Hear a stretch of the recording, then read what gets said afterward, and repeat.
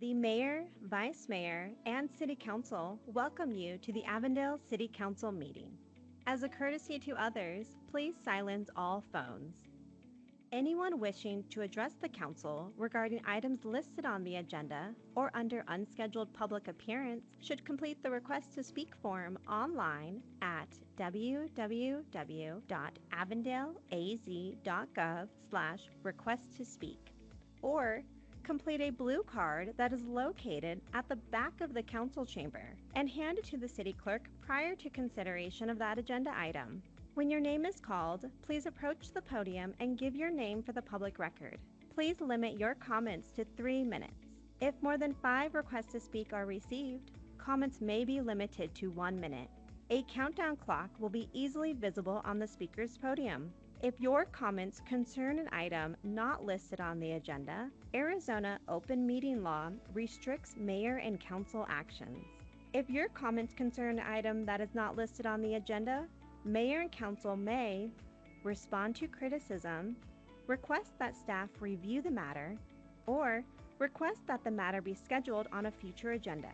Thank you for your interest in the Avondale City Council meeting.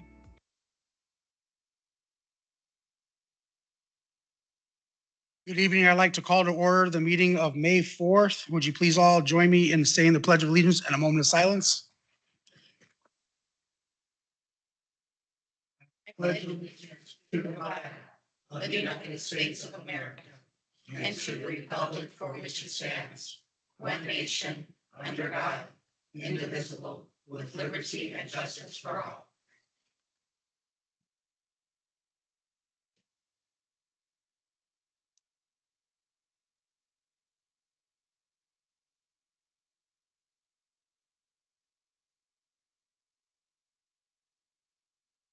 Thank you. Marcelo, if we could have roll call, please. Councilmember Condi, Here. Councilmember Garcia, Here. Councilmember Solario, Councilmember Weiss, Here. Councilmember White, Present. Vice Mayor Nielsen, Here. Mayor Pineda. Here. Ron, next item, please. Thank you, Mr. Mayor and Council. Up first, we have a proclamation for Law Day. Your city attorney, Nicole Harris, will be presenting.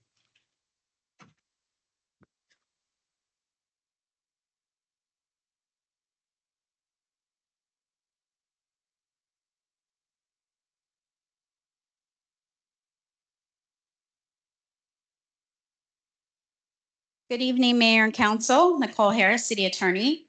This past Friday, the United States celebrated Law Day. Law Day is celebrated annually on May 1st, and it is a day dedicated to honoring the rule of law and the role it plays in the foundation of America's society. It is a day to reflect on how the legal system works to ensure justice, equality, and liberty for all, and to recognize the judges, lawyers, and public servants who uphold those principles every day. Law Day also encourages everyday Americans to learn about their legal rights and the importance of civic participation in maintaining a fair and just society. On Saturday, I volunteered at the State Bar of Arizona's first Law Day event titled Opening Doors to Justice. It was a one-day in-person and virtual event where lawyers volunteered their time to give free 30-minute consultations to Arizona residents. Consultations were available in various areas of the law, including family law, estate planning, criminal law, bankruptcy, landlord-tenant. It was a well-attended event, and I was grateful that I had the opportunity to give back to the community. So tonight I have staff from the City Attorney's Office here with me to accept the proclamation. Can you guys please stand? My staff is somewhere. And then Lisa, come on, Lisa, stand. So they all play a great role and a big part in providing the legal services for the city. Judge Jennings couldn't be here tonight. He sends his regrets and his regards, but he is actually doing something really cool. He is down in Tucson at the University of Arizona where his daughter is being sworn in. No, she's not a judge yet. She got elected to serve on the ASUA board. She's the ASUA Administrative Vice President. So that is the governing body that runs the student body. And so there's 3 executive officers, and she was elected to one of them. So pretty cool. That's why he's not here. So it's really hard for me to say ASU. So bear down, go Cats. And with that, I'll turn it over to Mayor and Councilmember Weiss for the reading of the proclamation. Yep. Councilmember Weiss. Thank you, Mayor. Thank you, Nicole. Proclamation Law Day. Whereas in 1958, President Eisenhower proclaimed Law Day to honor the role of law in the creation of the United States of America. And in 1961, Congress issued a joint resolution declaring May 1st Law Day. And whereas Law Day celebrates the role of law in our society and cultivates a deeper understanding of the legal profession, and the American Bar Association has announced the theme for Law Day 2026 as the rule of law and the American dream. And whereas the Declaration of Independence states that all individuals are endowed with certain unalienable rights, and chief among them are life, liberty, and the pursuit of happiness. And whereas the rule of law, as defined by the World Justice Project, refers to a system of self-government in which the government and all individuals are held accountable to a set of fair, publicized, and broadly understood laws that are evenly enforced. And whereas the rule of law protects the rights necessary for each person to pursue their own happiness, their own vision of the American dream, the belief that hard work can produce a better life. And whereas today, as the rule of law and the American dream face significant challenges, their enduring strength and vitality are enhanced by public education and the understanding about our rights and responsibilities. And whereas the American dream of individual and national prosperity is both dependent upon and critical to political liberty and social equity, and whereas the rule of law ensures that no single person or the government is above the law, and that all persons, regardless of their status, must be treated equally under the law, and that no one will be denied liberty or property without due process. And whereas for many whose American dream is to own their own home, the rule of law promotes the protection of property rights, stable markets, certainty of contract, non-discriminatory practices, and customer protection. And whereas the rule of law provides predictable and incentives that enable small business owners, entrepreneurs, and investors to generate substantial economic growth and further their American dream of economic mobility and financial independence. And whereas the rule of law protects workers and employers through clear regulations that promote fair labor, non-discrimination, safety, and a stable job market, all of which are significant elements of the American dream. And now, therefore, be it resolved on behalf of the Mayor of the Avondale City Council, the City of Avondale proclaims May 1st, 2026 as Law Day in Avondale and encourages all residents to consider ways to advance the rule of law and protect the rights, freedoms, and opportunities that ensure all persons in America have the ability to pursue and fulfill their American dreams throughout the year. Thank you. And Mayor and Council, I gave you guys all this, your own pocket little constitution that has the Bill of Rights and the Declaration. So educate everyone. Thank you. And Nicole, thank you. And thank you for your service to the community over the weekend. And most importantly, to your staff. Thank you so much for what you do, the support you provide the city. And we often couldn't do a lot of things without you guys. So thank you so much. Appreciate it. And they're going to stay for a picture. Yes, please. And then we will do photos after all of the different recognitions. So if you can hang tight, we'll make sure we do those pictures after this. Ron, next item, please. Thank you, Mr. Mayor and Council. Up next, we have a proclamation for economic development, tourism, and small business month, presented by Cheryl Covert, your acting economic development director. Good evening, Mayor, Vice Mayor, member of the council. I am Cheryl Covert, your acting economic development director, and tonight I am here to present the celebrations for economic development for the month of May. I guess I do it. I'm sorry. Everybody's waiting in anticipation. May is a very exciting month for Economic Development Department as we have 3 distinct weeks to celebrate this month. To kick off May, we are recognizing Small Business Week from May 3rd to the 9th. This morning, our team hosted an event, the Access to Capital Summit, in partnership with the West Valley Regional Chamber, the City of Tolleson, and the City of El Mirage.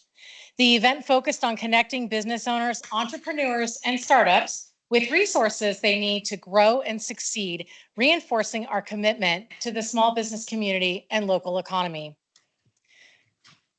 Additionally, this week, we are also celebrating National Travel and Tourism Week. Avondale's destination marketing organization, Discover Avondale, highlights our city's tourism assets, unique eateries, and things to do, and focuses on bringing new attractions to Avondale. May 4th through the 8th is also Economic Development Week, which highlights economic development best practices, programs, community impact, and the team that's making everything happen behind the scenes. With all 3 celebration weeks happening concurrently this year, we will be running a cohesive social media campaign this week highlighting small businesses, recent locates, available sites, and tourism in Avondale. Make sure you're following the City of Avondale Economic Development on LinkedIn to catch all those updates. Lastly, I want to recognize my incredible team who is here tonight. Without the great work that comes from our department, that would not happen. Their dedication, creativity, and hard work have led to many impactful and successful outcomes in Avondale. We are very proud of the work we do here and look forward to continuing to shape economic landscape of the city and serve the needs of our residents and business community. Thank you for this opportunity to highlight our incredible team. And at this time, I'd like to ask them to stand over here, and Adam.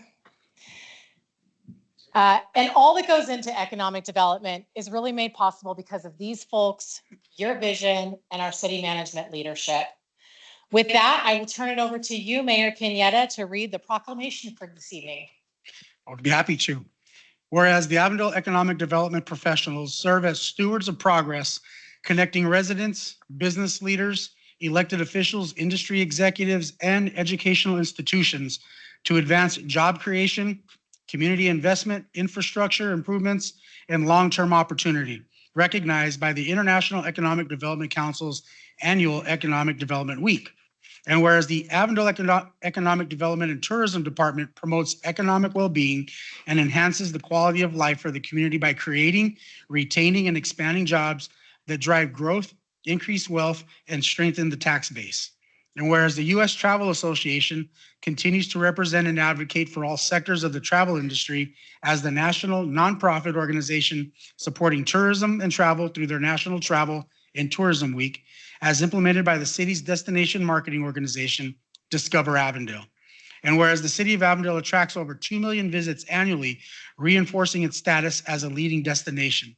And whereas the success of Avondale is built on the passion and the perseverance of its small businesses, who make vital contributions to the economy, the community, and celebrated through National Small Business Week and month. And now, therefore, on behalf of the Avondale City Council, the City of Avondale, Arizona hereby proclaims the month of May 2026 as Economic Development, Tourism, and Small Business Month, and encourages the community to support local businesses, expand career opportunities, and celebrate the positive impact of economic development and tourism. Thank you.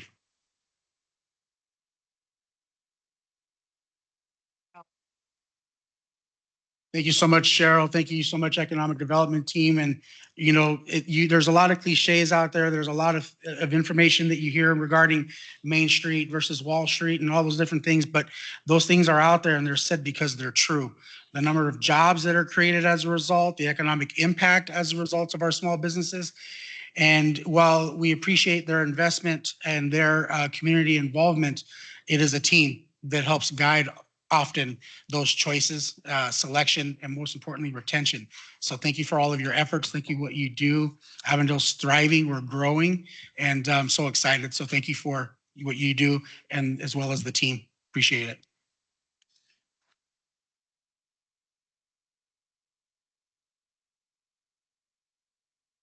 And if I could really quickly, please visit Avondale Small Businesses. Ron, next item, please. Thank you, Mr. Mayor and Council. Up next, we have proclamation, Building Safety Month. I believe Jody Novak, your Director of Development Services, will provide the introduction.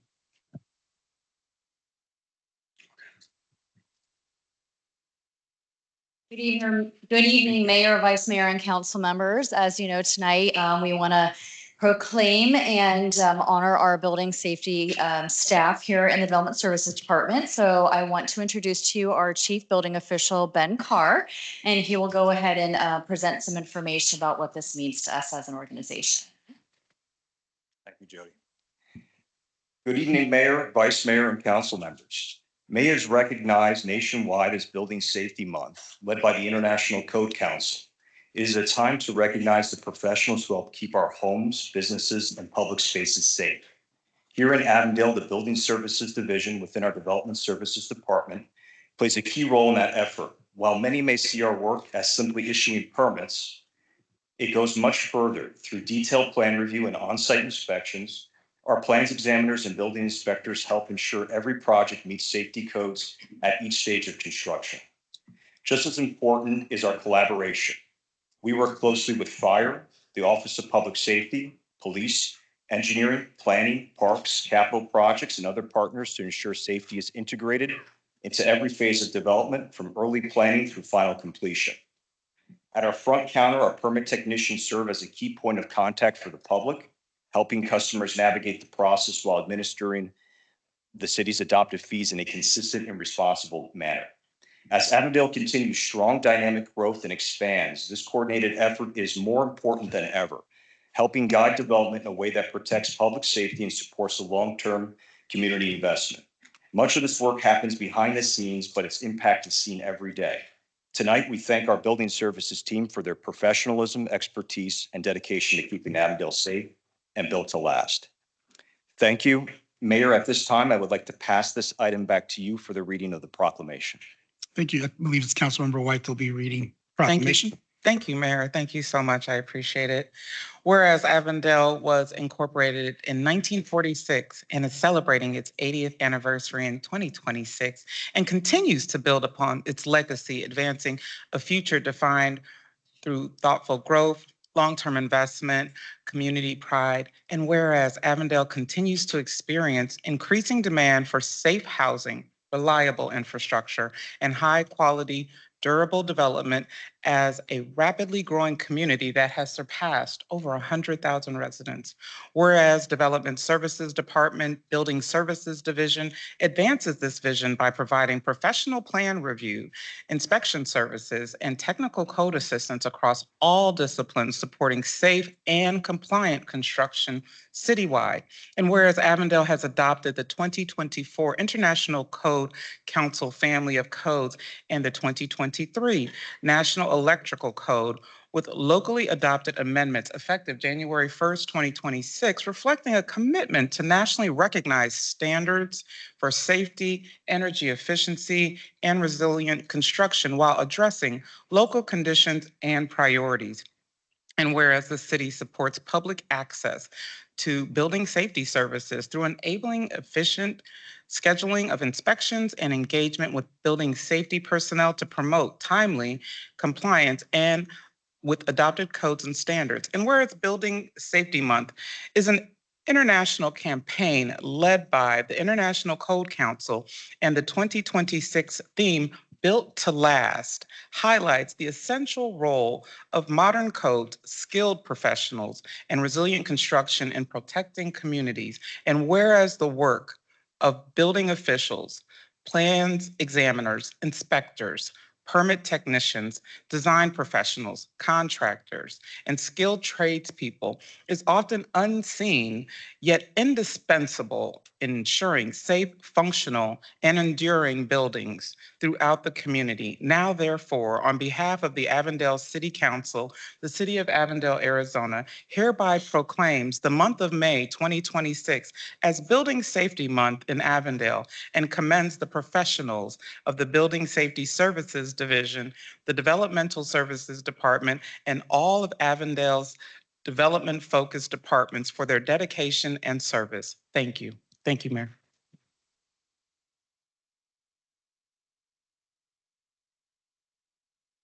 So just really quickly, Betty, you touched on something that's really important, is just that, we're not siloed here. Every department works together. We just shared a proclamation in regards to economic development and all the wonderful things they do for the city, but you play an integral part. This team plays an integral part in the development, making sure that buildings are safe, as was mentioned, and inspected prior to any sort of certificate of occupancy. And that takes a tremendous, undertaking, and just among other departments where you have unsung heroes, right? You don't see the people behind what is occurring in terms of moving things forward. Your group does a tremendous amount of work. So thank you so much for being here and the effort you guys put into everything related to planning and development. Thank you, guys. Appreciate it. Thank you. Thanks.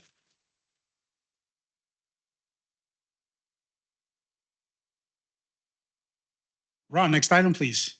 Thank you, Mr. Mayor and Council. Up next, Adam Shipley, our Business Development Manager, will present Local First Arizona, a small business update.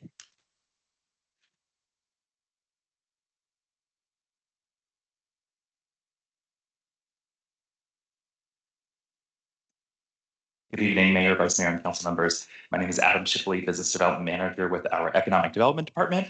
And fortuitously, during Small Business Week and Small Business Month, I have the pleasure to introduce one of the most impactful people in the Arizona small business ecosystem to highlight some of the work that she's doing in Avondale to level the playing field for our local small businesses. So please, Local First Arizona CEO and founder, Kimber Lane.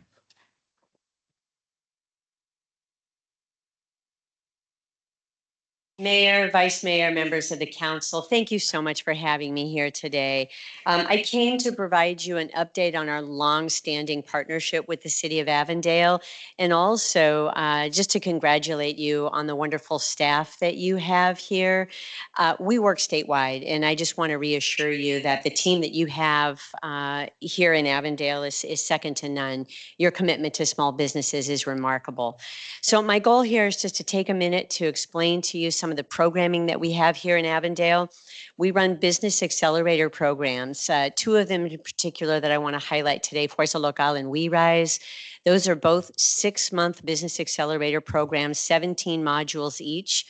Small businesses apply to get into the program. Once accepted, they come to class on a weekly basis. During the time they're with us, they open up a checking account with a credit union or a community bank, and they're tasked with saving $1,000 over the 6 months of the program by making regular on-time payments. We do this to help them earn a credit score. We're ensuring that they're setting up a standard business when they're with us, and they're also developing a business plan.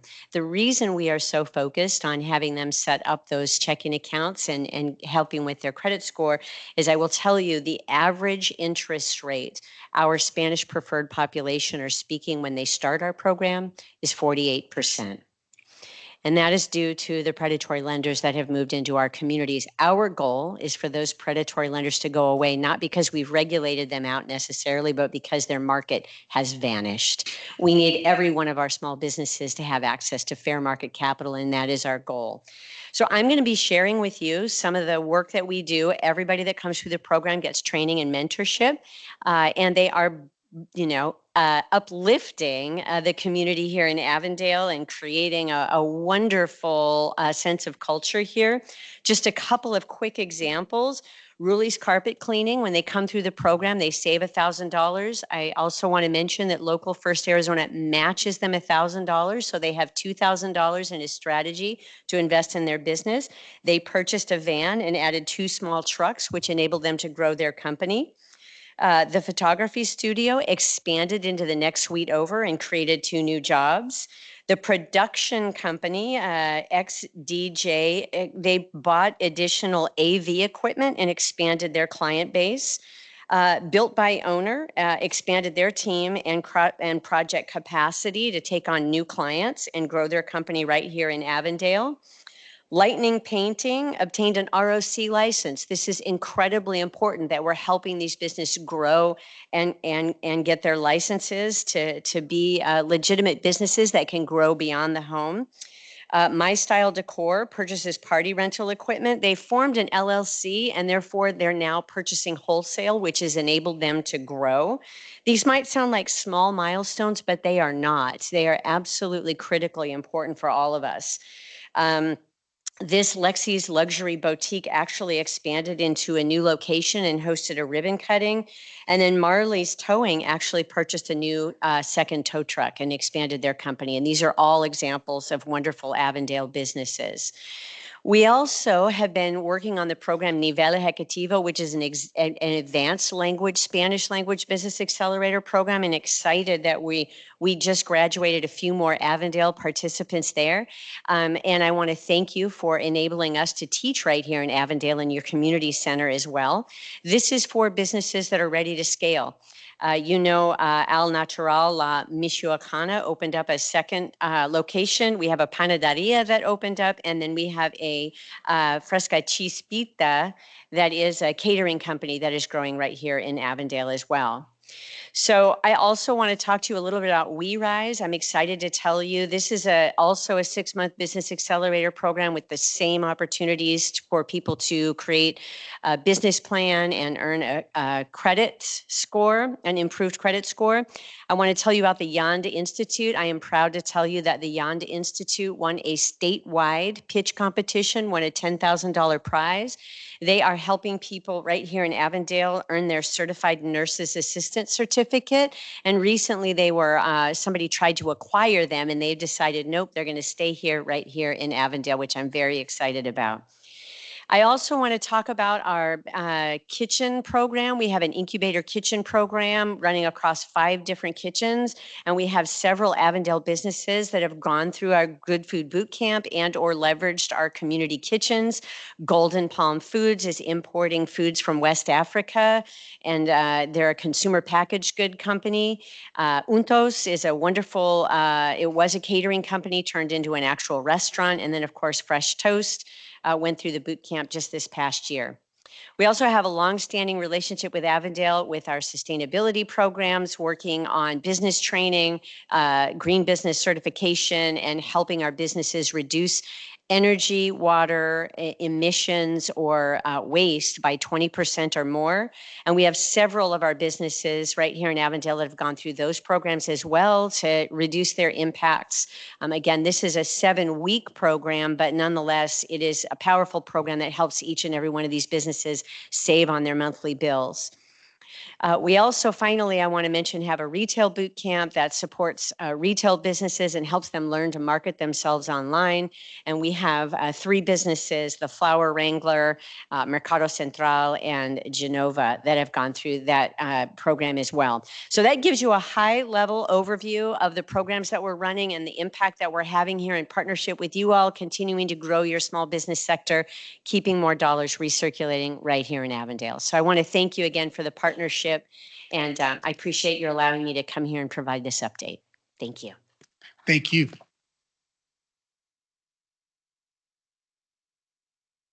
Thank you, Kimber. And then we have a small gift of appreciation, wrong way, small gift of appreciation for you, and some flowers from a local Avondale business. And with that, I'll pass it back to you, Mayor. Thank you, Adam. And thank you, Kimber.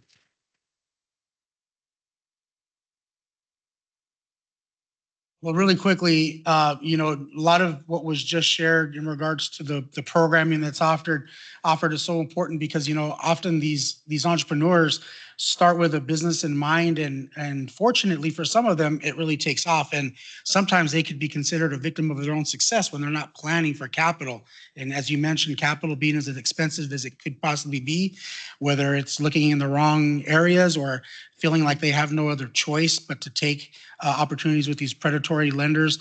It's nice to know they have a partner to work with. And I was pleased to see so many graduates. Unfortunately, I know that we weren't able to make it there, which is, I just would have loved to have been there to celebrate with them. But nonetheless, celebration for them is what's of the utmost importance. And so I appreciate the relationship, but more importantly, again, back to economic development and the team. You guys do a great job, and creating and working with resources such as Local First is a great opportunity. So thank you, Kimber, for what you do. Thank you. Ron, next item, please. Thank you, Mr. Mayor and Council. Up next, we have our Chief of Police, Espinoza, who will provide a brief introduction on our 2026 Citizen Police Academy. Good evening, Mayor, Vice Mayor, and Council. It is my pleasure to introduce our 2026 Citizens Police Academy graduates. The graduates spent 8 weeks learning about the different components of the police department. The Citizens Police Academy gives us an opportunity to showcase our agency, and it also gives us an opportunity to learn from our residents. At this time, I'm going to turn it over to Sergeant Chavez, who's going to do a brief presentation on our 2026 Citizens Police Academy. Jenny? Thank you, Chief. Good evening, Mayor, Vice Mayor, and Council members. My name is Jenny Chavez, and I am the Community Services Sergeant for the Avondale Police Department. Tonight, we are here to recognize the 2026 graduates of the Citizen Police Academy. I would also like to recognize my team, Officer Daniel Benavides and Officer Jarrett Redfern, our neighborhood resource officers who led this program. The Citizen Police Academy is an 8-week program that offers community members a hands-on, behind-the-scene look at the police department while helping them gain a deeper understanding of our role in serving the community. Week 1 kicked off with a department overview, giving participants an inside look at the daily operations, including the opportunity to explore and ride in various police vehicles. In week 2, participants were introduced to patrol tactics, where they learned building clearing techniques and engaged with our interactive Milo training simulator. Week 3 focused on high-risk vehicle stops, along with a taser demonstration, and offered insight into less lethal tools and decision-making in the field.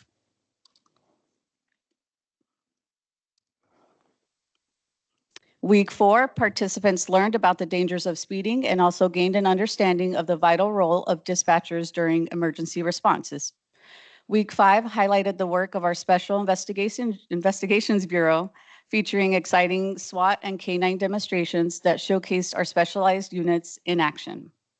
And yes, we even took them to jail, but don't worry, everyone was released at the end of the night. In week 6, participants explored detective investigations with an emphasis on raising awareness for Child Abuse Prevention Month and Sexual Assault Awareness Month. In week 7, participants visited the Southwest Family Advocacy Center, where they learned about the services we provide to victims. Lastly, tonight marks week 8, where we focus on recruitment and next steps, providing participants with information on how they can get involved in our department and continue making a positive impact in the community. The Citizen Police Academy is one of our favorite programs because it gives us a meaningful opportunity to connect with our community. It allows residents to get to know us on a more personal level while promoting transparency, strengthening trust, and building lasting relationships between the officers and the people that we serve. Now we invite Joanna Spina to come forward and share a few words about her experience.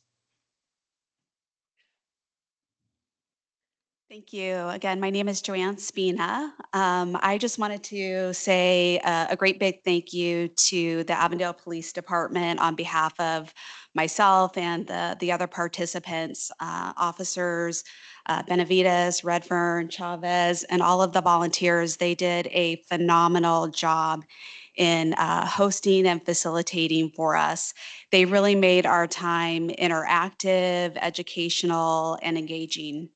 I mean, as Officer Chavez says, we learned so many things about how officers clear buildings, the training that they have to complete, 911 dispatch, how that works, the SWAT team demos, the K-9 demos, and probably so much more stuff that I'm not even thinking of right now. But as a 22-year resident of Avondale, I will say I have a newfound appreciation for our police department and everything that they and the other police employees do to help our community and keep us safe. So my 2 takeaways that I wanted to share with you all tonight was, 1, I am a longtime listener of the Copy 1010 podcast. And I will say that I've always heard officers and PD employees talk about how Avondale PD feels like family and that leadership is supportive. And I will say that I got the opportunity to witness that over these past 8 weeks. And the second, I will admit that I probably regularly drove 5 to 10 miles over the speed limit on a regular basis. But after the presentation on speeding and accident investigation, I started driving the speed limit. Finally, I know our time here is coming to an end, but I definitely plan to stay informed and interact with Avondale PD through the social media pages. So once again, great job. Thank you very much, Avondale PD. Thank you, Council. Thank you.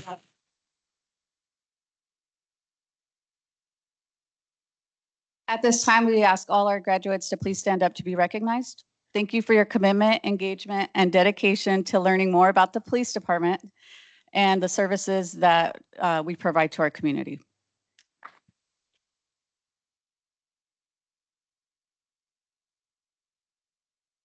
That concludes our presentation, and the class looks forward to a photo at the end. Of course. So thank you, Joanne, for some words. Chief, Sergeant Chavez, thank you guys so much. I know that we shared a couple of words prior to coming in here and about how much it's grown and how things have changed for the better in regards to fine tuning things. But this is just, an attestament to what the community can do when it responds back to serving, most importantly, learning more about the community in which they live.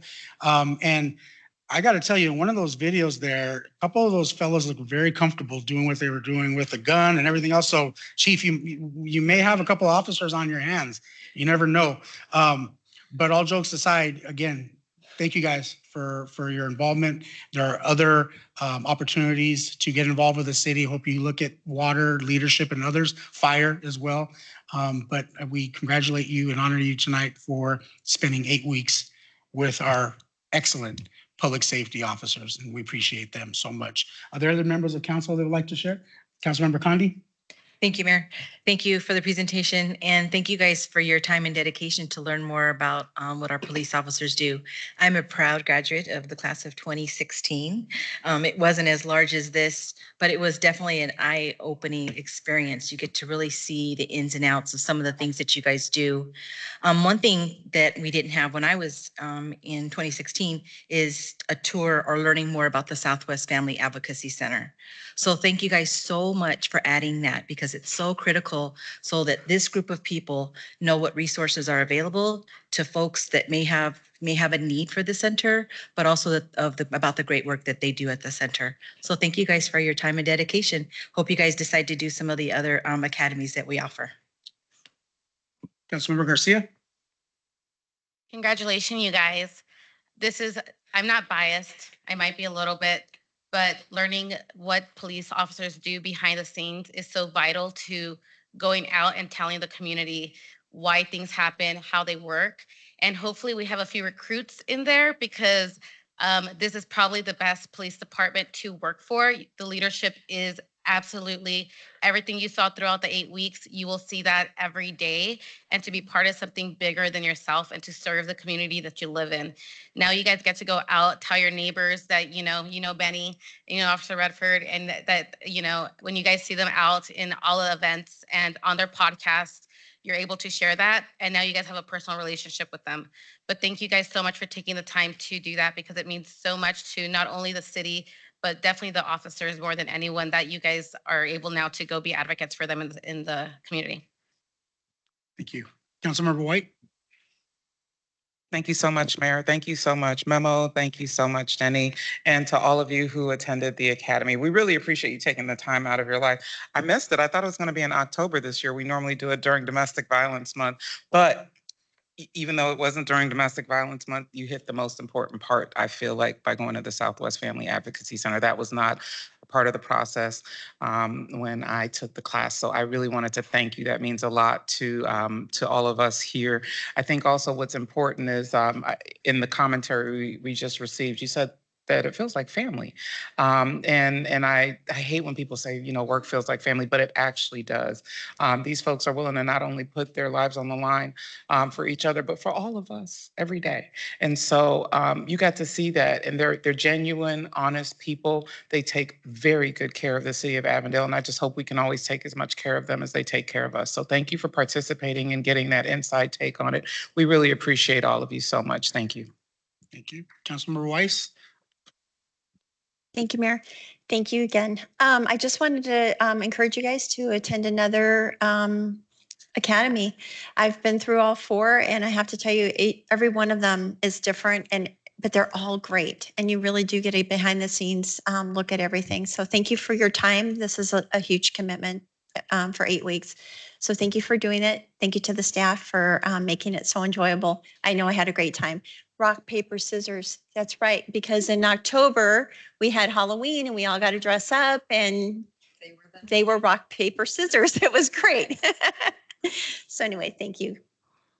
Councilmember Solorio. Thank you, everyone, for giving up your evening and being here and giving up 8 evenings. I'm sure your family missed you, but you were well fed, so that always counts. Thank you to the staff who puts us on, because you guys do so much hard work behind the scenes to make sure that this is engaging for everyone. And you keep having folks come back week after week, because I know you guys try really hard to do better than the class before. And I just want to say that I shared this in my cohort. I belong to a group with myself and 49 other folks across the state of Arizona called CivicCraft. And they were talking about academies and getting citizens engaged. And I sent them this information. No one else has this. They have a version of it. They have a week or 2 weeks, but not as intense and invasive, they said, as this. They were looking at some of the pictures from the canine thing, and they're like, wow, you guys really expose your residents to everything. So you guys see what's out there, and thank you for being involved and stay involved. Please go to another one of the academies, like Councilmember Weiss said, because you truly learn so much behind the scenes, and then you talk about it and you bring 10 more friends to join. Thank you guys so much. And I think we're going to take some photos, correct? All right. So if you wouldn't mind, I don't know who's directing who to come up first, but if you wouldn't mind joining us down there for photos. Okay. So we'll go with the Police Academy first. Okay.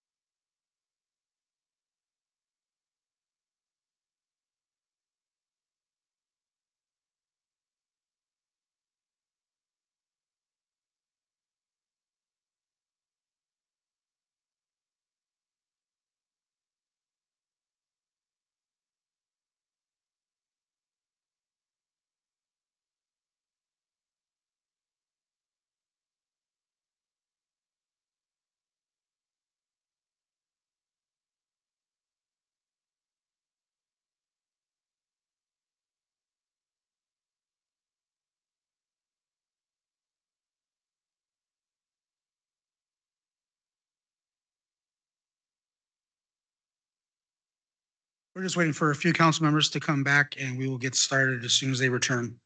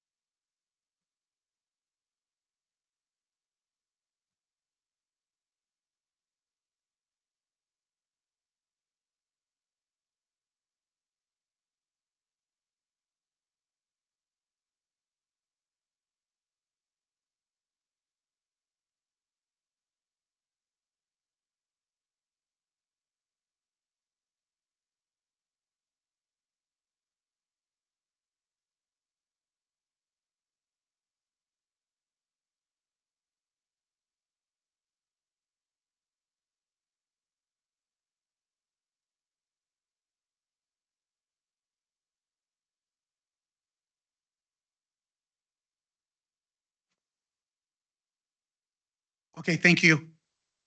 At this time, we are opening up to, and at least on the agenda, to unscheduled public appearances. We got several blue cards. First, I'd like to call up Eileen Gins.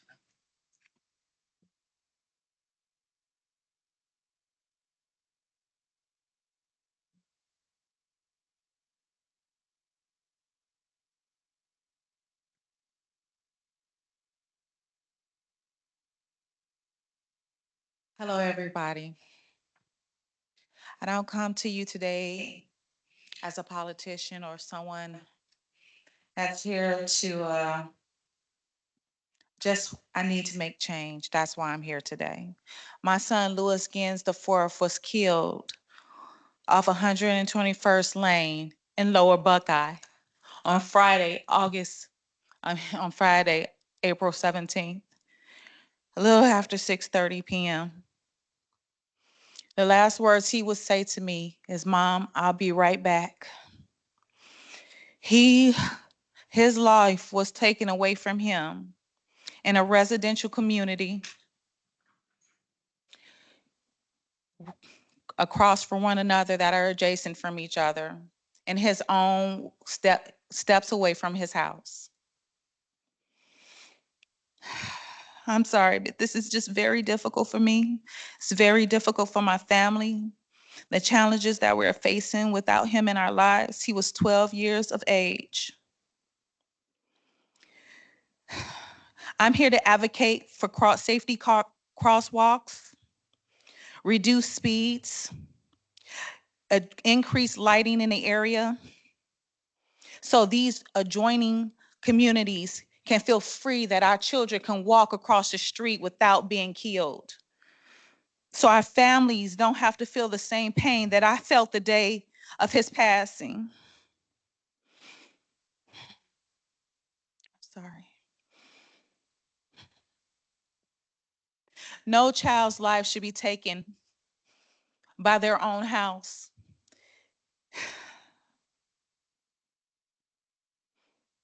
He brought his Robux from Family Dollars all the time. He gave a lot of his money. He was a happy, very happy child, and he could have been any one of our children. And we need to make these streets safer, not only for my child, but the people that came before him that did not have a voice, I want to make changes for. And the lives that we're going to save, that they will never know the pain that I'm feeling right now. The grief my family is going through. The pain my husband's going through because this is his only child. Now his namesake, he will never know to have any more children, no grandchildren. This is what was taken from us in a matter of minutes. In a matter of minutes. There's other people that have cried with me in my community, and they're going to stand up today and they're going to speak their voices and they're going to ask for change in our communities. And I hope that you guys take every word to heart, because we all have children. This is our passion. And it's not about person, it's about community, and it's about our children. We have to save lives.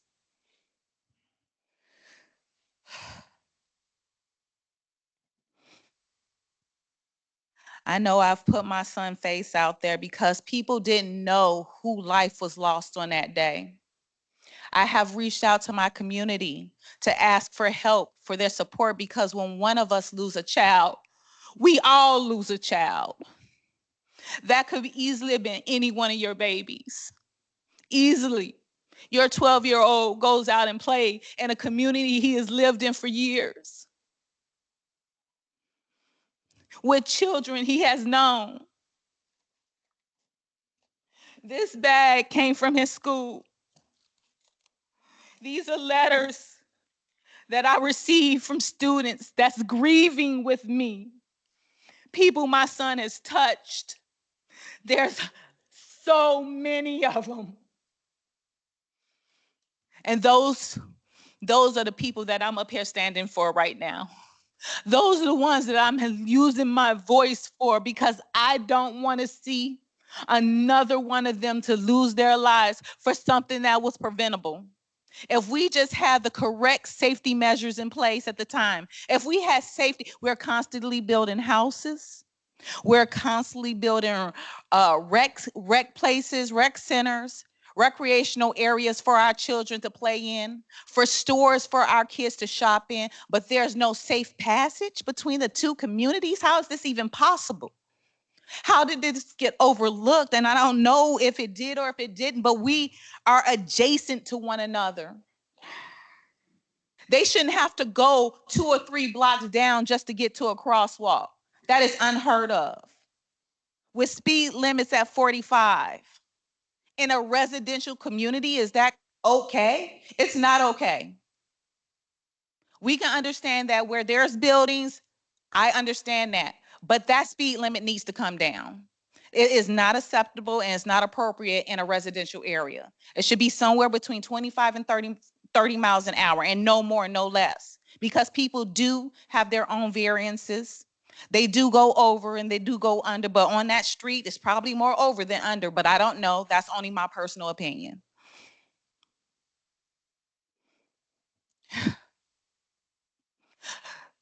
When my son was buried on Saturday, I had 4 to 6 pallbearers that was carrying his body out. 12 years. But the kids wanted to carry his body out. Children that are hurting. There was at least 12, 15 children that wanted to carry my baby's body out. They stood up for him because they loved him. My son touched the community way past me, way past his parents. People in the community knew him. The students knew him. The basketball teams knew him, the rec center, because this was his community. This is where he lived. He knew these kids personally, but he can't go across the street to see them because he might get killed.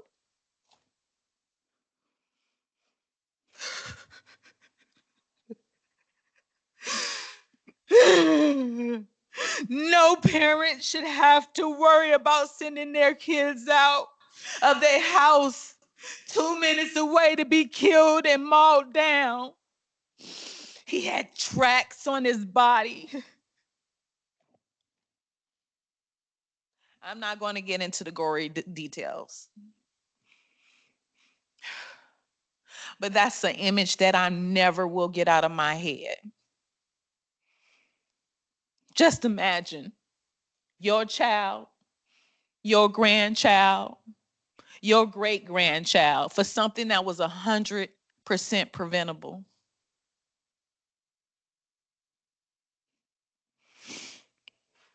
Please just think about that as we make changes, not only in our community, but the surrounding communities. Because as I go through these streets, I see these pictures of these child angels that have lost their lives in different areas. And I feel that if people construct a business area, if they can construct a business industry, if they can construct a residential area, if they construct these parks, they can construct safe passage between them in every community, not just ours. This is not a problem. This is a us problem that we can only fix together as a community. I want my child to be the last one to lose their life on that street. And it starts today. It starts now.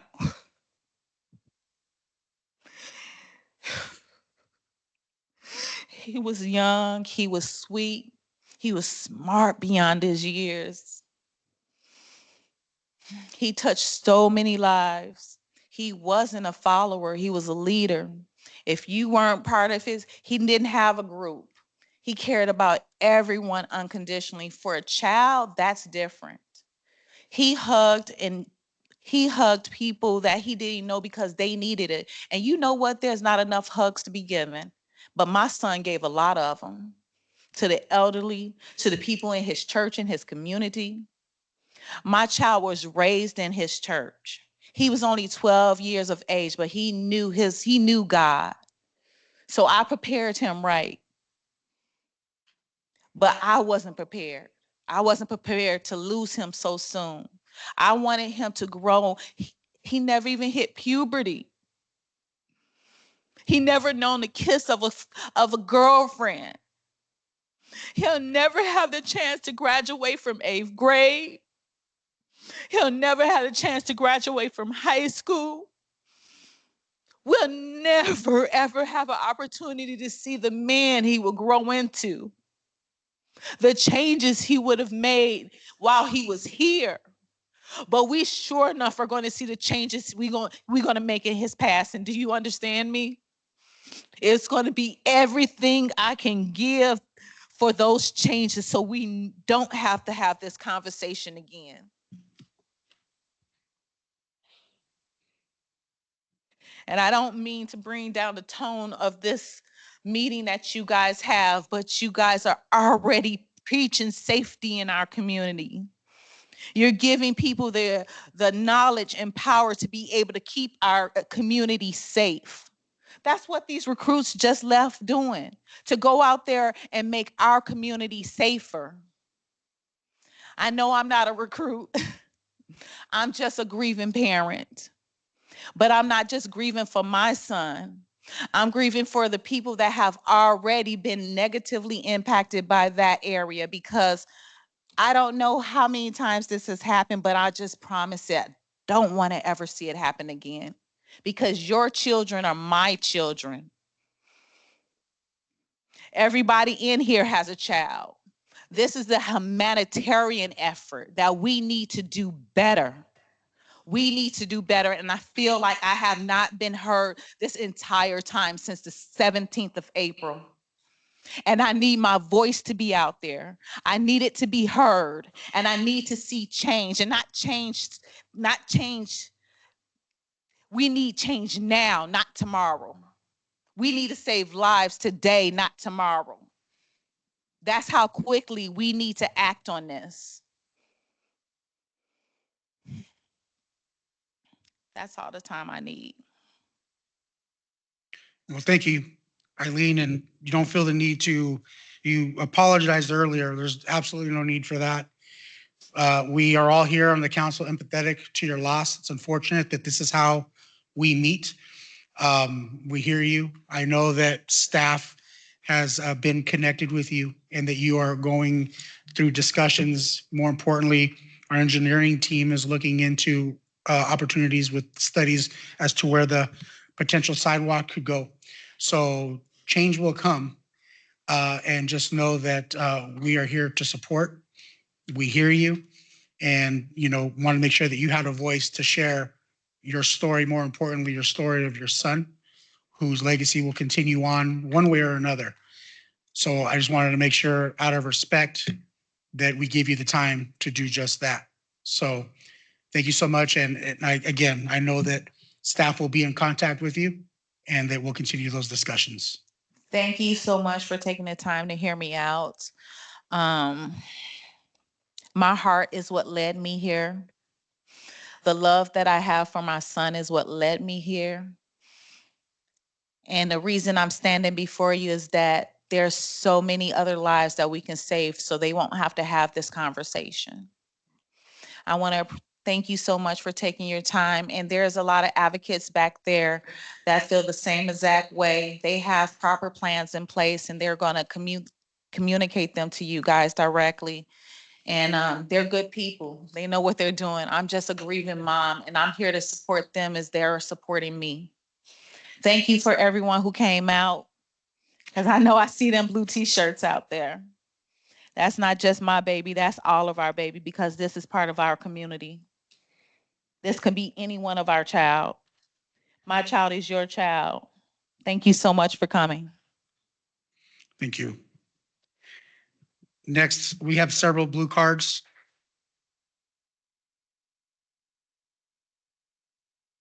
We have several blue cards, so I'll be calling you up individually. Again, out of respect, there's no way that I would stand in the way and tell a grieving mother, you only have 3 minutes. But just out of respect for time, for the next folks that are coming up, we do have a 3-minute clock, so if you could respect the time, I'd appreciate it. But next, we have Barney Hernandez.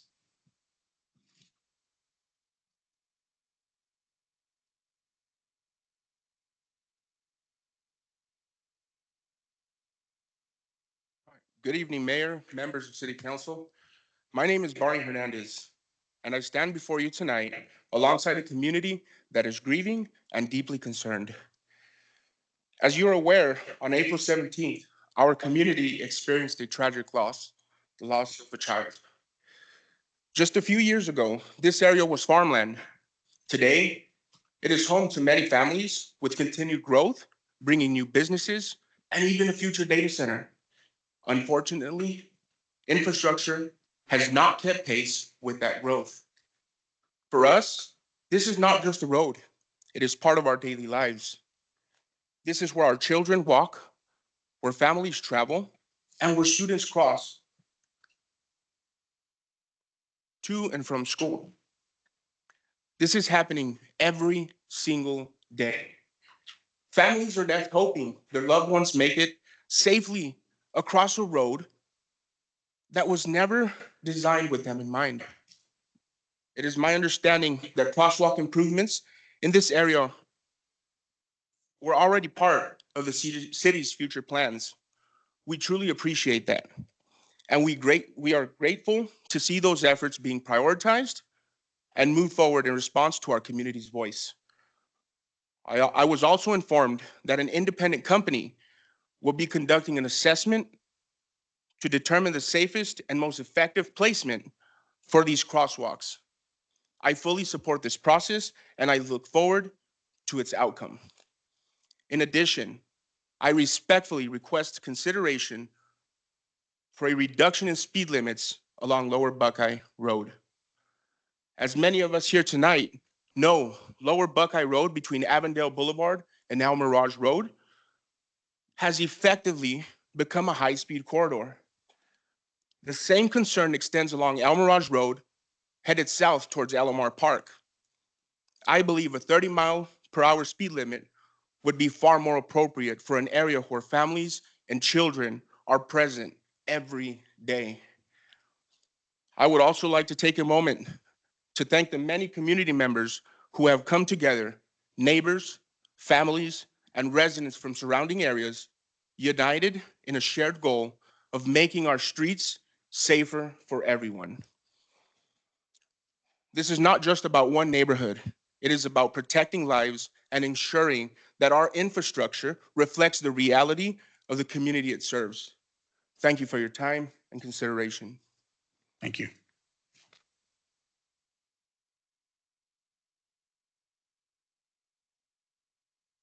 Lisa Collins.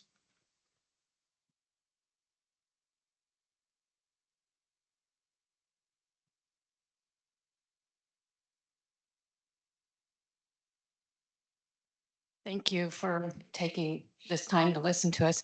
I don't know the family, but I'm here to support them because I have a family also. And I agree with them. We need safe streets. We need crosswalks. But beyond that, also, we need enforcement. And I know that's a tough situation for you because you don't have enough police officers right now. But I think the only way to really change this is not only changing the speed limits, putting crosswalks that can be clearly seen, but also enforcement. We have to have officers out there and enforcing those things. Otherwise, it doesn't stop. I drive through that Littleton school zone all the time, and I'm always doing this, trying to get people to slow down, to keep from passing me. So you can have all the signs you want, but without enforcement, it's not going to help it. So I'm encouraging you to do what you can to see that we not only get those safety measures put in place, but that we enforce those safety measures for our families. Thank you. Thank you.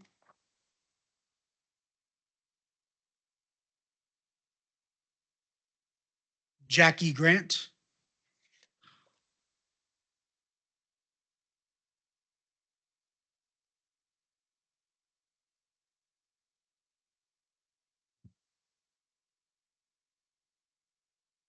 Good evening, Mayor and Council. My name is Jackie Grant. I am a resident of Cantata Ranch. I'm here to share with you on the evening of October of 2023, I was crossing from Cantata Ranch to Del Rio, the crosswalk that this family is referencing. I was hit by a car. I should not have been hit by a car. I was clearly on the side, waiting for it to be cleared. I had a bright green shirt on, and the cars simply were not paying attention and just going too fast and pulled out of Del Rio and slammed into me. From there, I was in the hospital for a week. I broke my collarbone, 2 vertebrae, my knee, and 3 ligament tears. To this day, I'm still dealing with issues on my knee. After that incident, we did submit to the city to do something about it. The city at that time told me that there wasn't enough incidences to really make a case for what was being submitted. I am here tonight to advocate that this cannot happen fast enough, that we need to have a crosswalk in that area and that we do need to reduce the speeds. This was before the stoplights that went up on Mirage and Lower Buckeye, and I was told that that was part of solving the problem, is that stoplights were going to go in. The stoplights are now in, and yet here we are with the loss of a child. So please, please seriously consider doing something in that area as a personal victim of that situation. Thank you for hearing me. Oh, and this is my husband, Eric, here to support me. Thank you.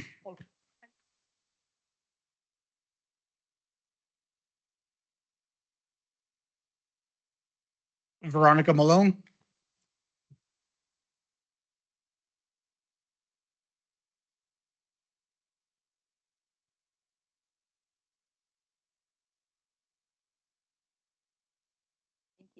Good evening, Mayor, Council members. My name is Veronica Malone, and I'm here to speak about the serious safety concerns along Lower Buckeye Road, specifically east of El Mirage. Recently, our community experienced a heartbreaking tragedy.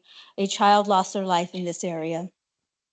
This should never happen, and it highlights an urgent need for safer infrastructure. I'm asking the city to install marked crosswalks at this location to help protect the pedestrians. I would also like to encourage the city to take more proactive approach as the development continues along Lower Buckeye Road. With new growth, including the upcoming fries, we know that traffic and pedestrians activity will increase. There is currently a 1-mile stretch between Avondale Boulevard and El Mirage, where there is no traffic signal, the lighting is poor, and the speed limit is 45 miles an hour. And the safe crossing options are very limited in this area. Waiting until development is complete to address these issues puts our community at continued risk. I urge the city to prioritize safety by improving lighting, adding crosswalks, and investing in infrastructure ahead of development rather than reacting afterwards. As you move forward with adopting a tentative budget tonight, I understand there are budget constraints and cuts and difficult decisions to be made. However, I respectfully ask that you prioritize and allocate funding for these safety improvements now. Our community deserves to feel safe walking and crossing the streets, especially our children. Thank you for your time and your consideration. Thank you.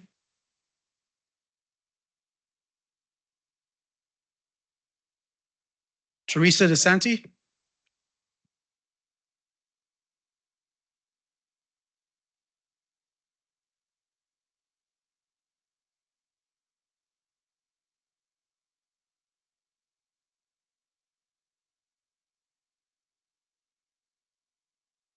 Mayor, Vice Mayor, and council members.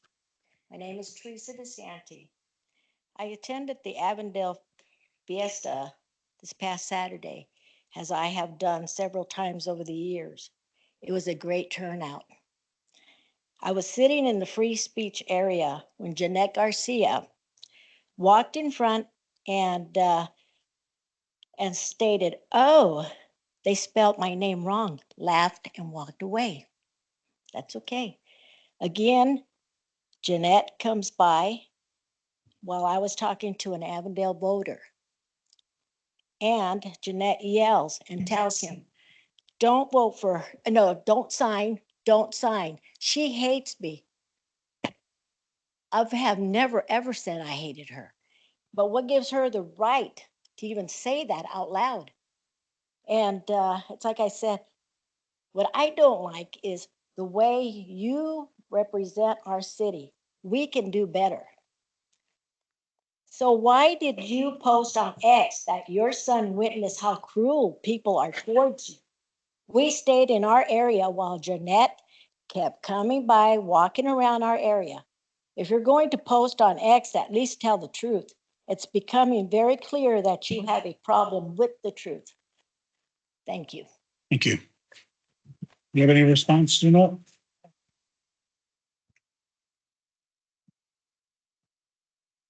So it is really sad that today, as we're grieving a child and the entire family and community is here for that this is being brought up. And I did not say that you hate me. I said that you hate me because I'm a Republican and you want people to sign a petition based off of lies.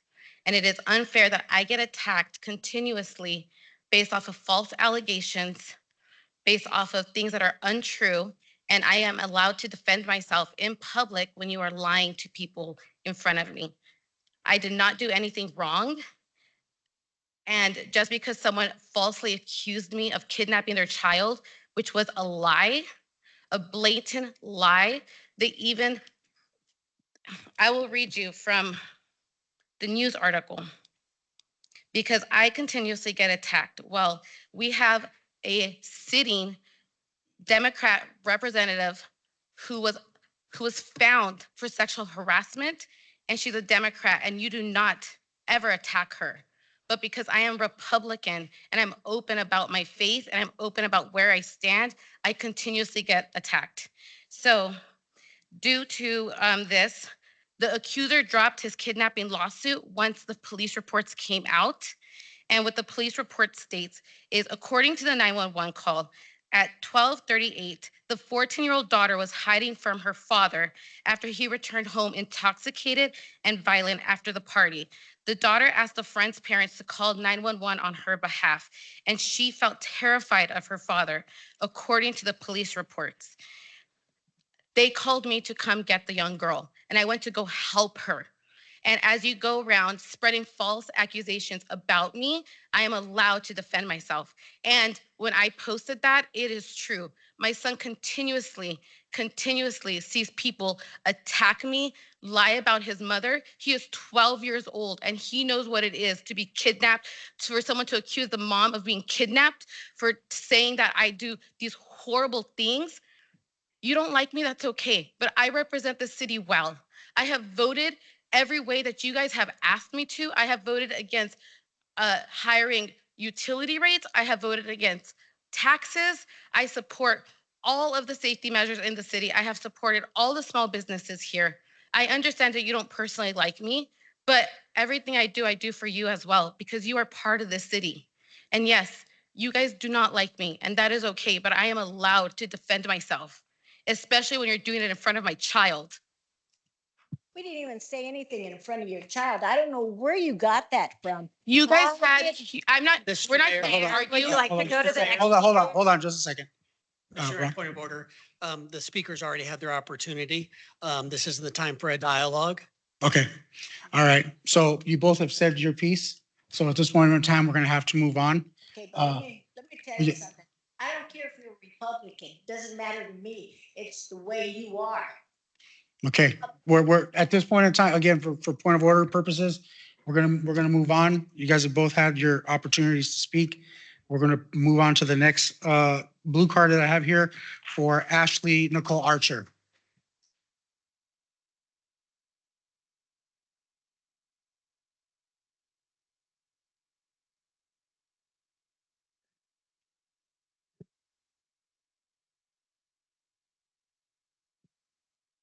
Hello.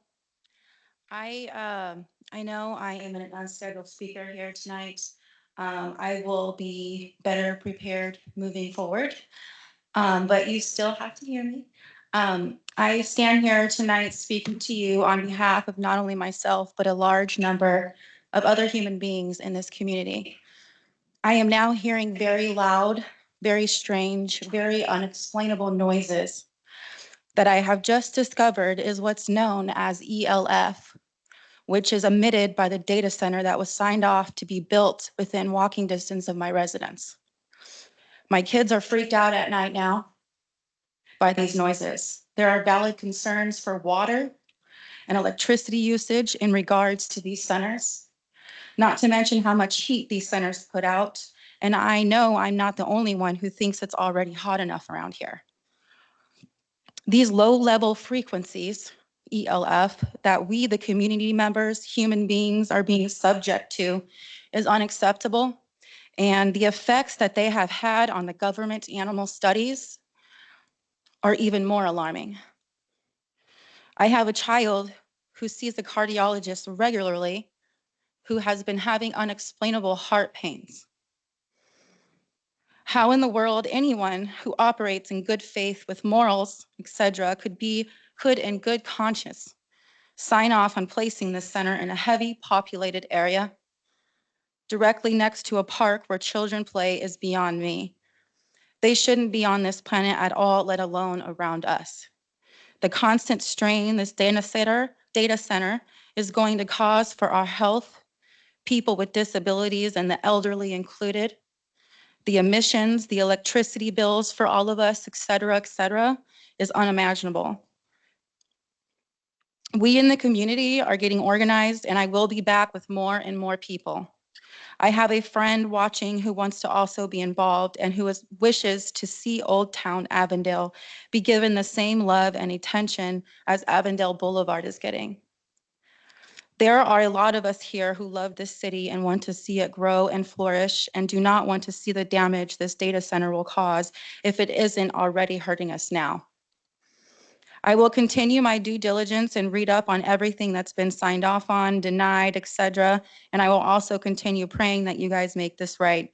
I had a neighbor friend recently drop dead unexpectedly, which we were conveniently enough denied her autopsy report. I will now go and tend to my unwell mother. I will be scheduling my son's cardiologist appointment again. I am hoping and praying none of this has to do with this data center. I also called Avondale Police, and the person who spoke with me claimed the Avondale Police were unaware of the data center being built and say that I am the only one to have called regarding the loud, unexplainable noises that is very disturbing for a lot of people, not just for me. I have also reached out to Aaron Brockovich, who is expected to provide me with the help and resources regarding this issue. I am looking forward to see what will be done with the data center that is once again going to be detrimental to the city and the human beings that live here. Thank you for your time and consideration. Thank you.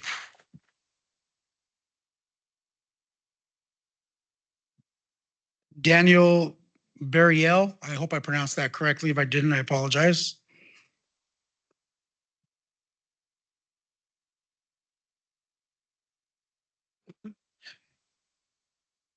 Hello, Mr. Nelson, council.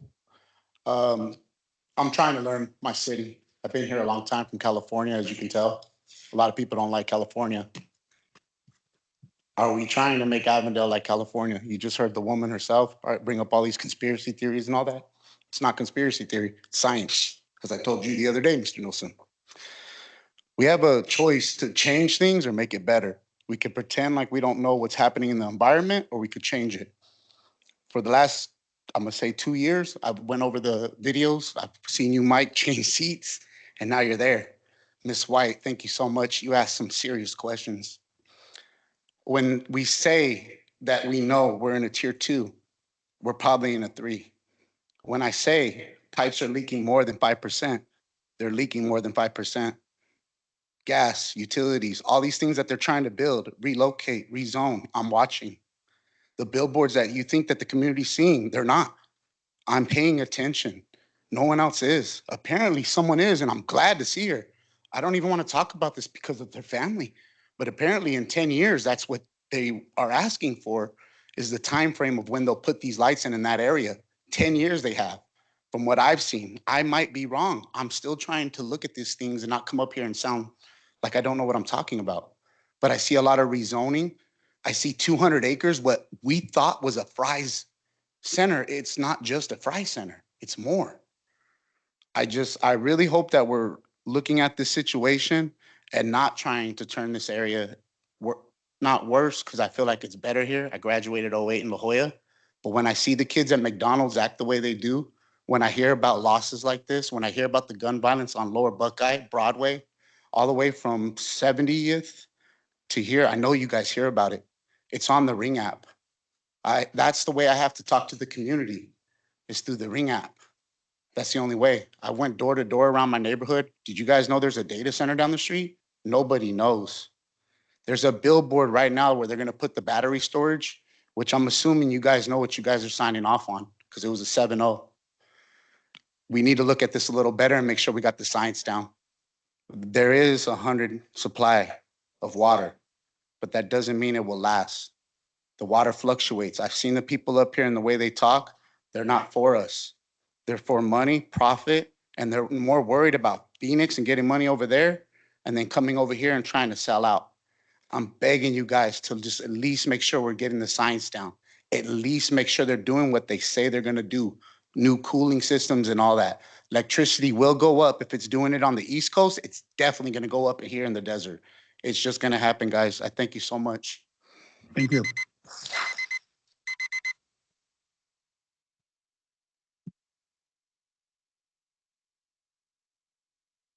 Hey, Nick Gonzalez.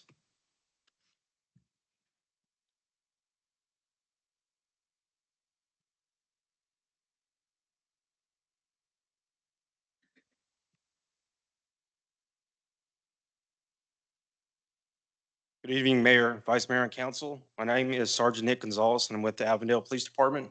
First off and foremost, I'd like to send my condolences to the family. As a father myself, I'm sorry for you guys' loss. It's an honor to stand here before you today, and I'd like to take a few moments to recognize and thank someone whose leadership and commitment has made a real and tangible difference for our police department, and that individual is our city manager, Ron Corbin.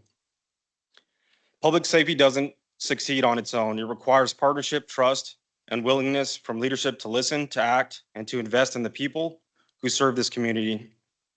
Ron Corbin has consistently demonstrated those qualities, and our department is stronger for this.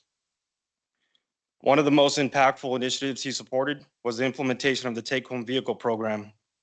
That decision wasn't just about convenience, it was about readiness, visibility, and our officer safety.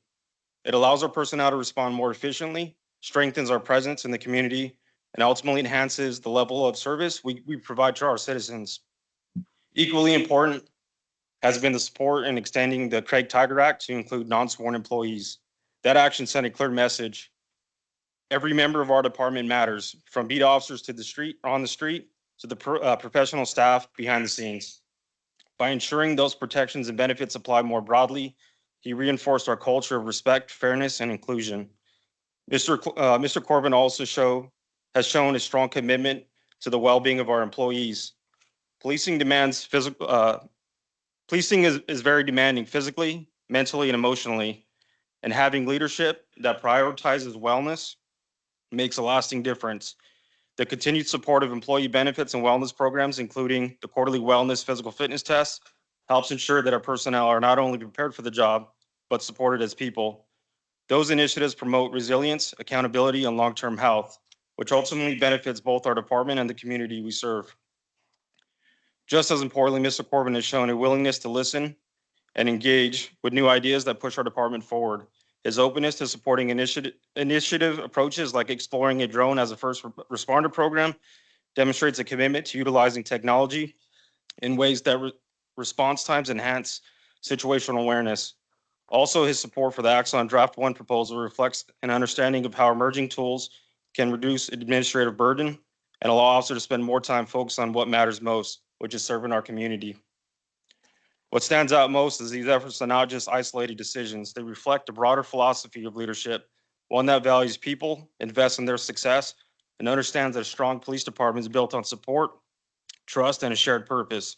Mr. Corbin, on behalf of the Avondale Police Department United, thank you for your continuous support, your forward-thinking leadership, and your commitment to making this organization better. Your efforts have not gone unnoticed, sir, and they are deeply appreciated. Thank you, sir.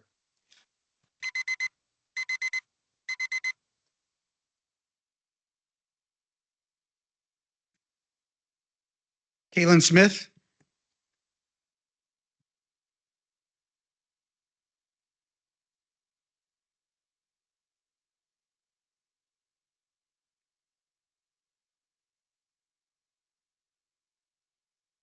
Good evening, Mayor, Vice Mayor, and Council. Before I start, I'd like to co-sign Nick's message, but I'd also like to extend my condolences to Eileen and her family. I also have young children, and I feel your pain, so my thoughts are with you. Good evening, Mayor, Vice Mayor, and Council. My name is Caitlin Smith, and I'm here on behalf of Avondale Professional Firefighters Association, Local 3924. We know that our city manager's contract is on the consent agenda this evening and wanted to share our thoughts about Mr. Corbin and his impact on the department. A few recent examples. As you guys know, we have a brand new fire training center that was just unveiled last week. Many of you were there. We can't overstate how important this will be for our firefighters as they continue to refine their skills and prepare for those high-risk, low-frequency events. Many of you may not know, but the city of Avondale goes above and beyond what the state of Arizona requires regarding presumptive cancer coverage for firefighters to ensure Avondale firefighters get the care they need. Lastly, our MOU encompasses many benefits that keep us competitive and help us retain and recruit the best firefighters to serve our community. Although we think he is very talented, Mr. Corbin did not build our fire training center himself. He isn't treating our firefighters for cancer, and he didn't negotiate our contract directly. But what he has done is provide this city with strong leadership, direction, and built a team of people who share the same passion that drives us forward, allowing collaboration, progress, and success on many levels. These anecdotes mentioned are each monumental for our firefighters, and they took years to accomplish. With the coordination, support, and approval from City Council, many of the directors you see in the room, and countless other employees that make them possible. In the last year, I think I've missed one council meeting because you guys snuck in a meeting on a back-to-back Monday and I wasn't paying attention. I leave these chambers with the same feeling every meeting. That feeling is it's a great time to be in Avondale. That feeling comes after hearing about all the projects, progress, and opportunities we have going on as a city. The collaboration and high level the city is operating in is unlike any that I've seen in my time here. That starts at the top with the direction from Mr. Corbin, the city manager's office, and the direction from council. You can weather any storm you have if you have the right team in place. In our humble opinion, you have the right team in place. We have had the pleasure of interacting with Mr. Corbin on numerous occasions, and he is honest, transparent, and accountable. We know that the He supports public safety in the city, but more importantly, he supports all employees and the citizens of this city equally. In his limited spare time, you can find Mr. Corbin at Phoenix Raceway climbing 110 flights of stairs with our firefighters at our 9/11 event, playing pickleball in our Memorial Day pickleball tournament, or supporting our local toy drive during the holidays for underserved children. His support isn't just talk. He shows up for firefighters and for the community, and it doesn't go unnoticed. Mr. Corbin, thank you for your leadership, guidance, and vision for the city of Avondale, its employees, and its citizens. Mayor, Vice Mayor, and Council, thank you for selecting Mr. Corbin to serve as our city manager several years ago, and thank you for taking the necessary steps to retain him as a city manager currently. But more importantly, thank you for empowering him to create the amazing culture for all employees so we can better serve this community that we all love. Thank you and good evening. Thank you.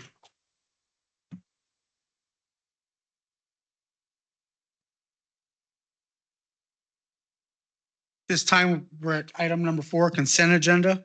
Are there any council members who wish to have an item removed for separate consideration? Yes, Mayor, item 4C. Okay, we have a wish to move item 4C. So can we get a motion to vote on the remainder of the consent agenda?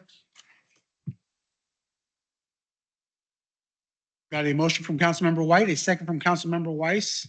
Can we please vote? A consent agenda passed, 6-1. Councilmember White, item C, 4C, sorry. Thank you so much, Mayor. I have a couple questions for staff. Mr. Mayor, Councilmember White, Yep. both your HR director and finance director are available to answer questions. Okay. Thank you so much. I appreciate it. First question, thank you so much, Andy, for being available to take a couple questions. I think in your experience, I just wanted to understand, how often do we do off-cycle pay changes? Mayor, Vice Mayor, Councilmember White. There's really not we have instances where pay may be looked at any point, given information that's provided from a department head, as it may relate to retention or a particular employee position title. As far as a citywide market study, we've typically been on a every other year schedule, depending on budget and so forth. So I believe our last one we had done in preparation for this particular fiscal year that's ending for FY26. So we did the study in FY25 in anticipation of making adjustments for FY26. Thank you so much. I appreciate that. And then I just had a question. I was taking a look. I think this one might be more for Renee. Renee, I think at some point you gave us this general fund forecast that might have even been referred to inappropriately or incorrectly in a recent media clip or some type of article. When we think about our stabilization fund over time, the proposed changes to the contract, how much will that take away from that future? Like, for example, if Mr. Corbin stays with us through 2031, I know we were plotting that we would go down from, I guess, over 101 million in surplus funds to right at the cusp of 500,000. What's that going to do to that number? So Mayor, Vice Mayor, Councilmember White, you're referring to the end of the 5-year forecast balance. So the amounts in the current contract for the current year would be minimal, about 5,700, and could be absorbed within the existing budget. The impact to the FY27 budget would be approximately $44,000. So the plan would be to make the change on the final adopted budget. So that wouldn't, so we would add that in and that would become an ongoing cost, ongoing expense. Correct. Okay. Questions? I move that we postpone this discussion until the annual review of the city manager. Second. Okay. We got a motion to postpone. Is there anybody that would like to vote in favor of that? Sorry, Mayor, who was the second? Councilmember Solorio? I think it says Weiss. You do a voice instead of vote White. or? Mayor, if you don't want to have discussion on that, You can go straight to the vote, yes. Okay, so then prior to that, I believe council has already met in executive session to discuss this item, to move forward with what we have on the agenda tonight. And we have a motion, just a second. We have a motion on the table right now to postpone. I do not agree with that, considering again that we've already made the decision to move forward. But we do need, unless there's other discussion, we would need for you guys to vote. We have a motion, and again, a second here, but at this time, discussion from other members. Okay, Councilmember Solorio. I made the second motion. So I have a statement to read because I wanted to get it accurate and I want it to be on the record. The reason for me voting no on the proposed salary increase for the city manager from $306,000 to $339,000. I want to place it on the record because I believe it's important that we provide clear and complete context for our residents. The proposed increase represents approximately $33,000, comes in context of retention following the city manager, Ron Corbin, exploring another opportunity in Gilbert. Additionally, another increase is anticipated next month. That is not only for a cost of living, but a merit one that can be issued as well as it is his city manager's annual review that we just discussed right now. While I understand the considerations that go into compensation decisions, it is our responsibility to weigh those decisions against the broader financial picture we have recently presented to the community to remain fiscally responsible and conservative in our approach. Last year, the council voted unanimously 7-0 to approve a 5% increase as part of organization-wide adjustments. At the time, we were already aware of financial challenges ahead. That decision reflected a balanced and measured approach.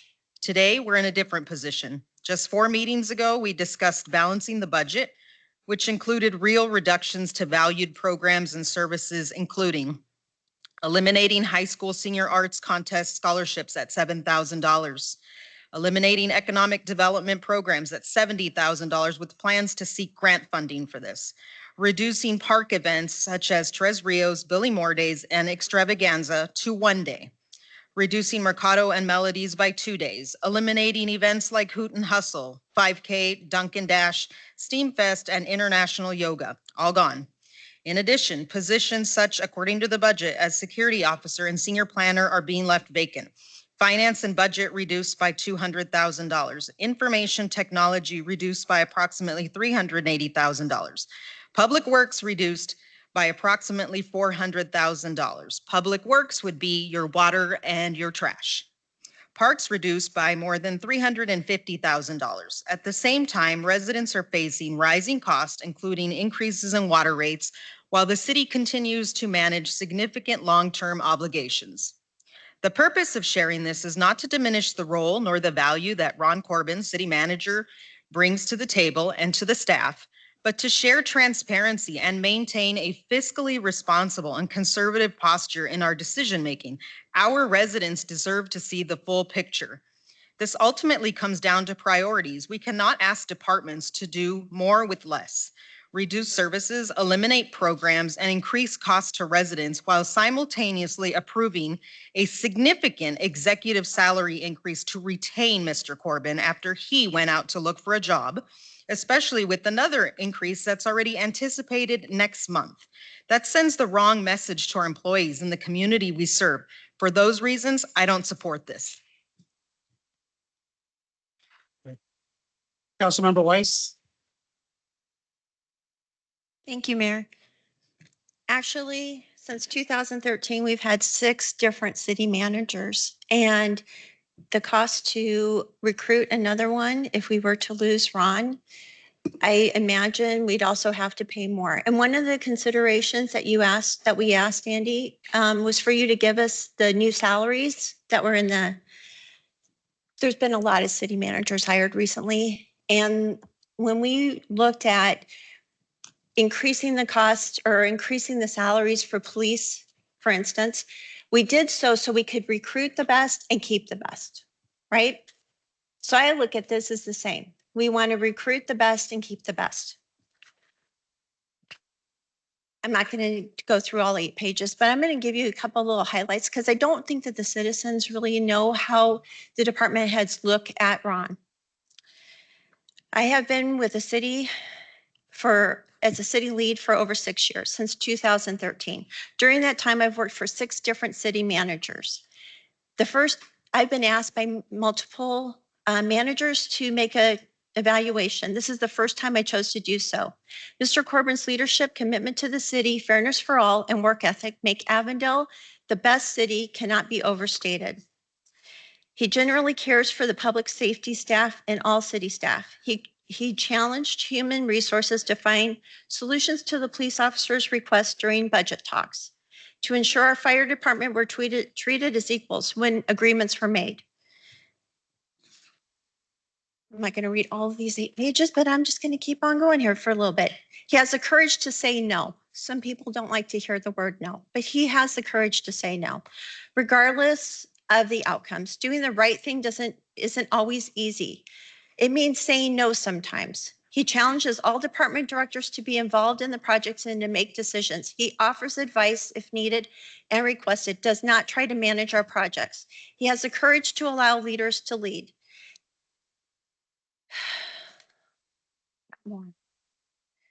In closing, Mr. Corbin is truly different from any other city manager I have worked for. He is an educator, a mentor, a leader, a counselor, an encourager, an engaged city manager, but mostly he loves the community. Some other ones. A lot of department heads weighed in on Mr. Corbin. His commitment to the community has led a united workforce. For the past 28, I have worked for Avondale for 28 years. My experience for the past 28 years as a City of Avondale employee was that in the past, the departments acted as they were in silos. Mr. Corbin's direction and our weekly department head meetings and team leadership meetings have broken those silos. He has created a team atmosphere among the city departments. His expectations are clear. No department is more important than the other.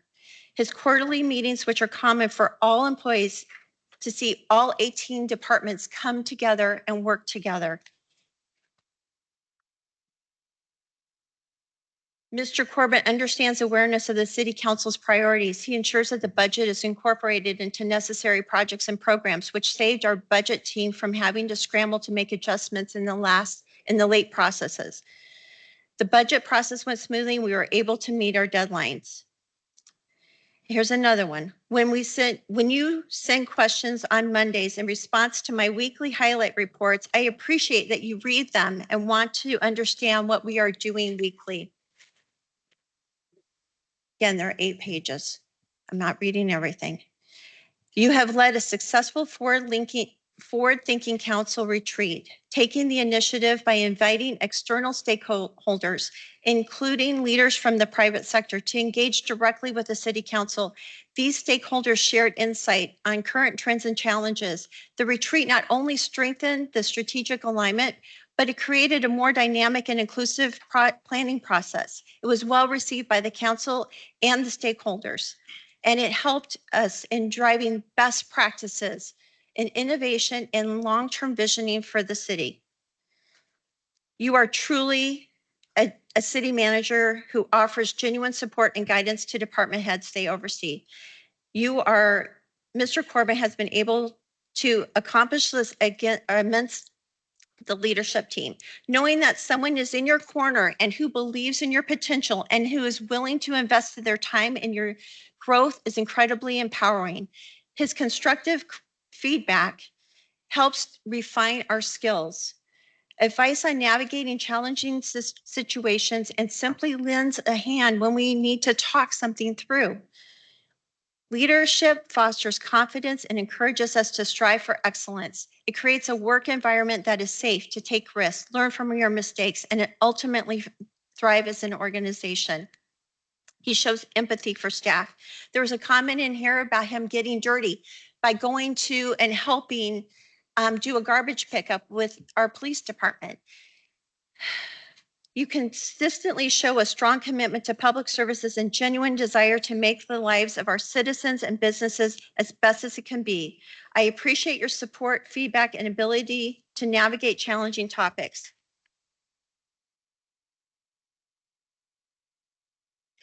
I'm going to stop there, but I'm going to tell you, there are other reasons other than salary that make people sometimes look for other opportunities, right? I want Mr. Corbin to understand that I support him. I believe this council does support him. I feel like this raise will help us retain a very, very good city manager. That's all I have to say. Thank you. Councilmember Condi? Thank you, Mayor.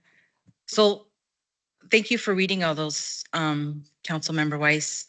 So all that came from staff, and that's information that Ron has already read. And so knowing that, I was very surprised to hear Mr. Corbin looking for employment elsewhere. I was really disappointed because all the things that you said, all the things that PD said, fire said, I felt those same things too. And to find out that he, in this time that our city is growing, that we really need that professional, that person to lead and guide us to the next steps, was somehow not happy here. I don't think it was because of money, because if it was, he would have waited till June to get his review. And then if we didn't give him what he wanted, then he would have, I hope, would have left or something. I have no problem with giving him an increase, but I don't think throwing money at him is the answer. Because in the form that the employment agreement, it says he is withdrawing from other employment opportunities, just the current ones that he currently is now. Because we give him a $33,000 increase, do you think that's going to keep him here? Nothing in here says that he has to stay another year or two because of that. So when I'm gathered from what I've heard, I don't think the money will keep him here. I think, obviously today everyone will pass it, but I think he does have a lot of value. I'm just very disappointed that he chose to look not only at one city, several. And that's just what I want to just say. So I don't approve. I'm going to say no to this, but that's just me. Councilmember Garcia? Thank you. I think one thing Councilmember Weiss said was sometimes people don't make a decision just based off of money. It could be based off of other reasons. I wrote something, I'll probably read part of it, but even if we don't give and we don't approve this and he did leave, we would be also having to recruit and then hire somebody, and they're going to expect a salary that's worth what we're offering now to somebody who knows the city, the staff loves, the staff works with well. And it's funny because I really do believe that, I'll read this, what I wrote, but I believe in accountability, efficiency, and attracting the best people for results. And Ron does that. We see that all the time. And even with all those budget cuts, that was Ron. Ron was championing for those budget cuts. Like he asked his team, hey, give us, what can we cut? That way the city is ran well. We don't need all those events, to be honest with you. That's a bonus for a city. That is such a blessing for a city to have, Billy Moore days and the mercados and the fiestas. Like that is awesome that we could offer that. But if we're looking for budget cuts and we're talking about safety, I would rather cut a fiesta, a mercado, a 5K, and let's put in a crosswalk. Like, let's do that instead. So when we're talking about a city manager and promoting, good things, I approve this. I will be voting yes, but because you champion the city very well, Ron, and the people of the city see you out there at events, you are at Fiesta, you are with the police department volunteering, you are doing all the things. And I understand that you did not ask for this raise. This was us to you. But even if you left, we would have to do this anyway for the next city manager. So with that, I will be voting yes. I am nowhere as elegant with words as my fellow council members here. But what I can say is Mr. Corbin has made a change in this staff in this community here and really bless the lives of each and every one of this here. Tried to really establish a relationship with each and every one of them. I think the only place that he may have missed getting a relationship is with this council. We have not always supported him in the things that he's been able to look towards and the vision that he's had. I agree. If we were to get someone else in here, we would not only have to pay the additional work, but we would have to put the time and effort in putting and trying to find somebody. I happen to know that over in one of the other cities over there, they are having a very difficult time trying to find another city manager. So we could put the time and effort into it, find somebody that might be as good as Ron, somebody that might be better, or somebody that might be worse. We know what Ron can do. We've seen it. We know what his vision is. I will be voting on yes to keep and support him. Councilmember White. Thank you so much, Mayor. Thank you, Council. I just wanted to share, I guess, the thought process that I had. So I did something that's a bit innovative. I used AI and asked the question. I asked, do human resources departments normally give the off-cycle pay raise when they hear somebody's moving on? And I guess the Google AI, I think it's called Gemini, responded, human resources rarely grants off-cycle raises solely because an employee is applying for other jobs without a firm offer letter in hand. While most companies conduct salary reviews annually, leveraging a potential departure without proof often carries significant risk and usually does not trigger an immediate increase. So I think I want to take it for what it is. I don't think that I said we should not provide Mr. Corbin with additional funding. I said we should wait until the review period because it's a month away. But the reality is Mr. Corbin walked out of his review last year unhappy. And as a result of Mr. Corbin walking out of the review last year unhappy, Mr. Corbin moved from, I think, working with 7 council members to finding 4. And he always says he only has to count to 4. So he has 4 of you already. And that's fine. But the reality is Mr. Corbin didn't feel valued or supported, and he didn't say it. And so when we talk about leadership, leadership growth, leadership development, what ended up happening is we had to go through a situation, and it called for us to go through good governance training. I think you all were part of it. It was agendized. We don't have to go into the details of what got us to good governance training. But since that time, Mr. Corbin let us know in no uncertain terms that he wasn't valued. He didn't feel valued. And I don't, I'm not a psychologist. I haven't worked in an HR department for over, I think it's almost 6 years. I left the bank in April of 2020. So I haven't worked in an HR department actively. However, feeling valued or supported by a council that has directors that would say all those good things about Mr. Corbin, that's off brand to me. It's tone deaf, because if we're going out to this organization, this city, and saying cut 3% everywhere, and then we're saying, oh, by the way, I need a little extra money here, it sounds hypocritical. And then, you know, if it was one application, okay, but there were 3 applications, and ironically, our good governance trainer came from the city that considered him a finalist. That's sketchy to me. It's just shady.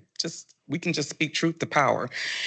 And I think when I talked to Mr. Corbin, even most recently today, and we talk about the 3% cuts, he says we have to change our spending mentality. That's what he said. We have to change our spending mentality. And I know that he wasn't looking for the money. And so as an HR professional, still certified, you don't give somebody what they're not asking for. If that's not what they want, that's one thing. And then I think at some point up here, I heard the comment, we've already made the decision to do that. We could not have already made the decision. We are at a vote right now. So I'm very concerned to the public, to the government that oversee our operations, that we couldn't have made a decision until now. So I don't even know how that verbiage came out from this dais.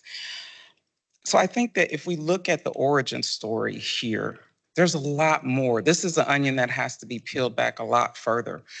I think Mr. Corbin is doing a great job right now. I think there have been some times where things weren't that great though. And for somebody who has been called names by our leadership in this city multiple times, by somebody who has not been a part of the four he's seeking to, who has been excluded more often than included, I don't feel like, I don't feel at odds.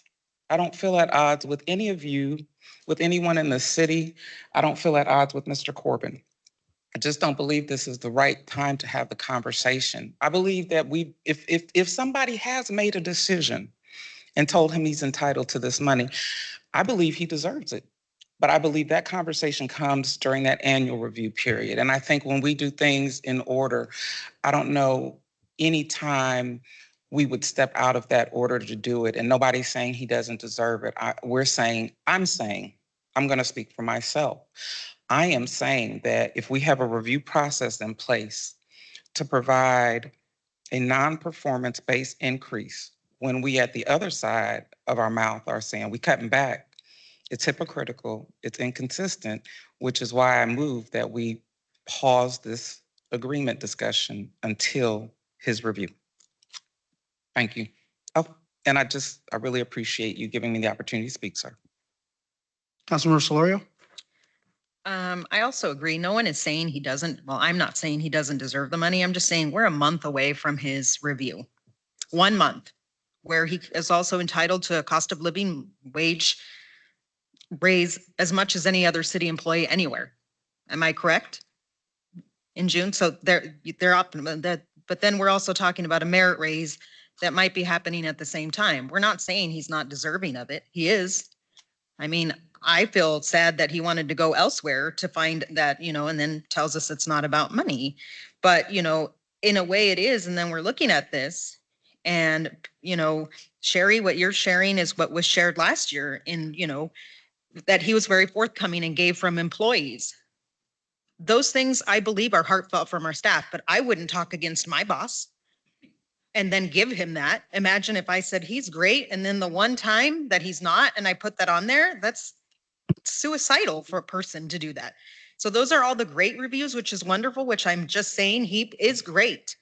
But I'm also saying, I think Councilmember Garcia said, we don't need to have these. We don't need to have extra things. We don't.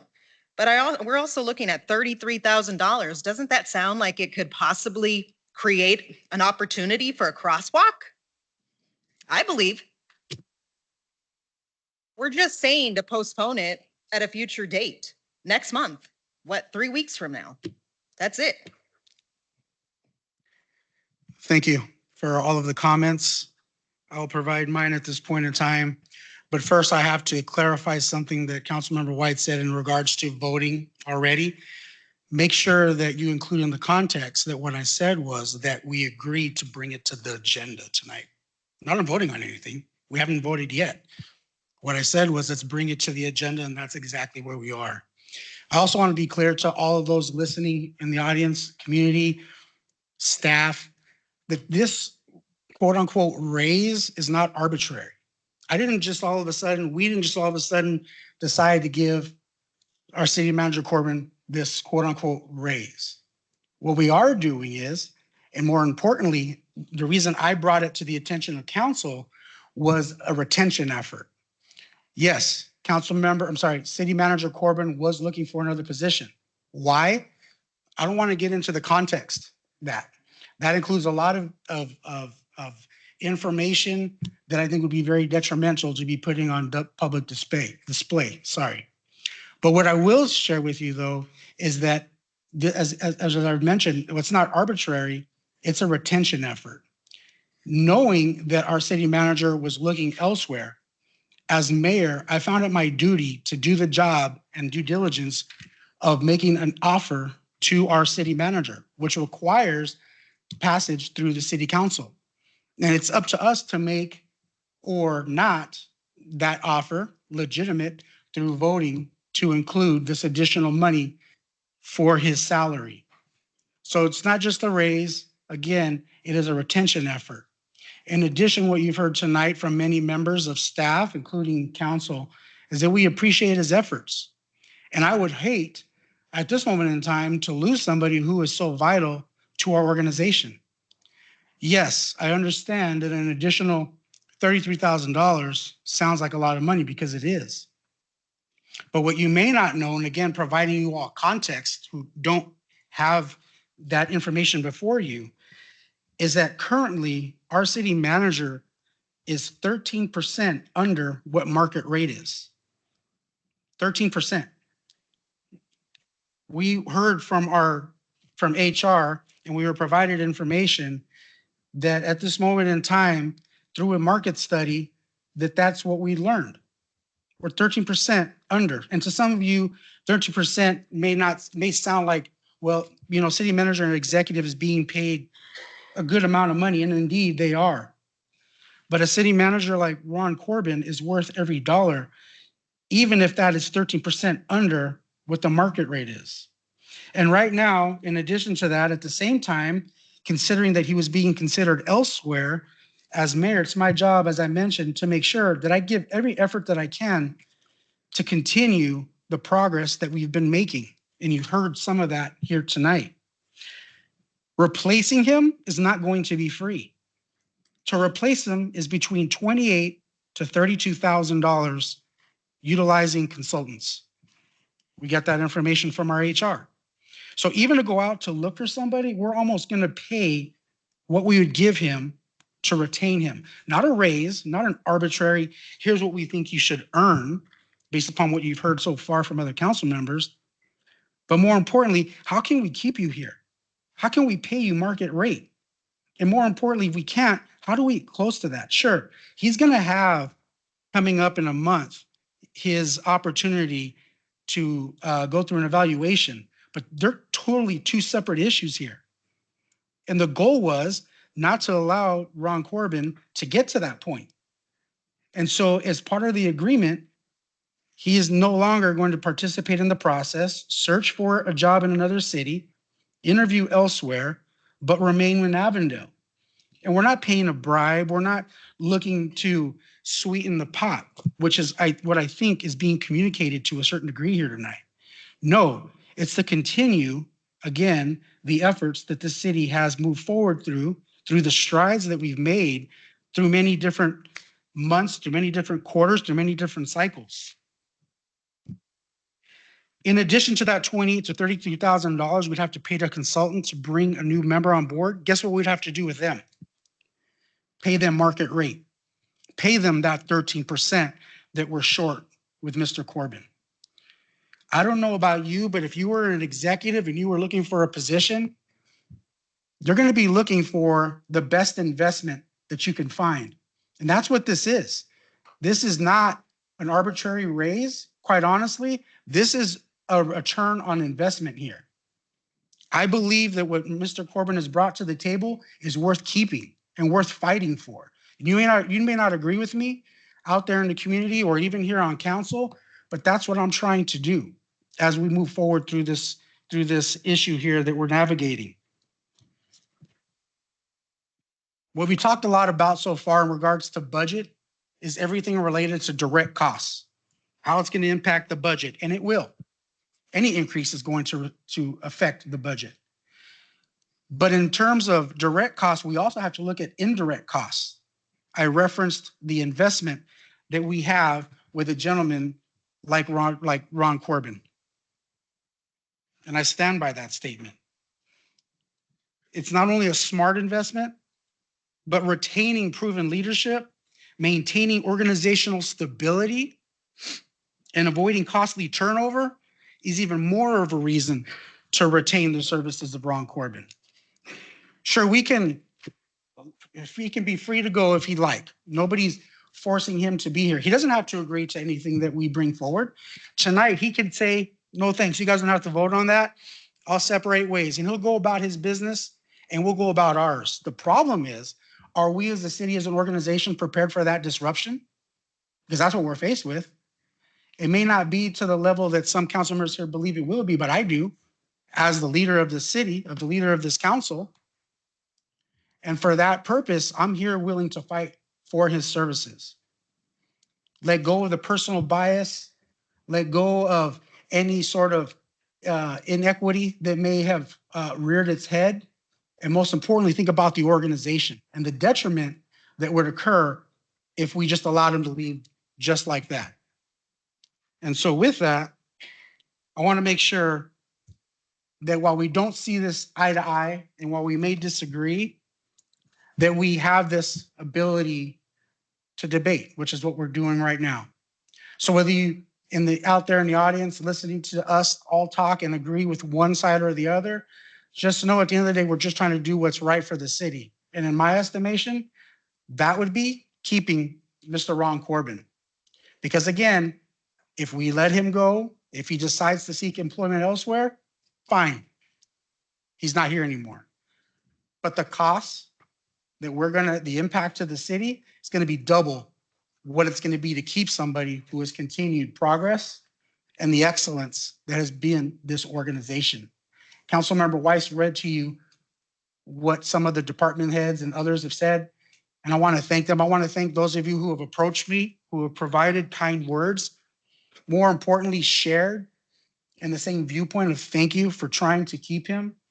Without him, we're going to go through this navigation of time that who knows what's going to happen. So I just want to make sure that you're all aware, this is not arbitrary. I didn't just all of a sudden one moment wake up and say, you know what, Mr. Corbin, you deserve a raise. No, the fact that he's about to leave, the fact that he was a finalist for another city, I had to step in. I had to do something. And again, while you may not all be privy to the whys of why he would leave to begin with, just know that outside of that, any of those issues that arise, he's loyal to the city and would love to remain.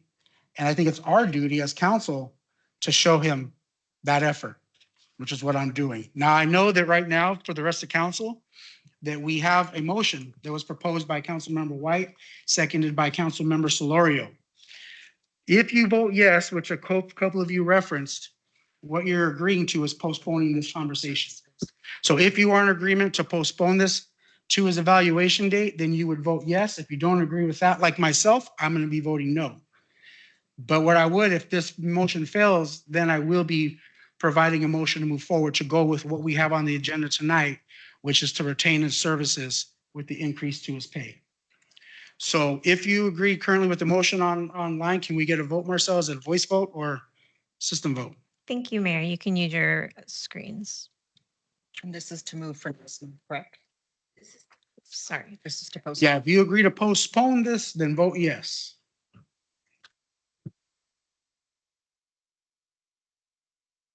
Okay, motion has failed. I would like to make the motion. Where's the motion, man? Here. Sorry, Mayor. I'll put it back up. Yeah, our screens are in black.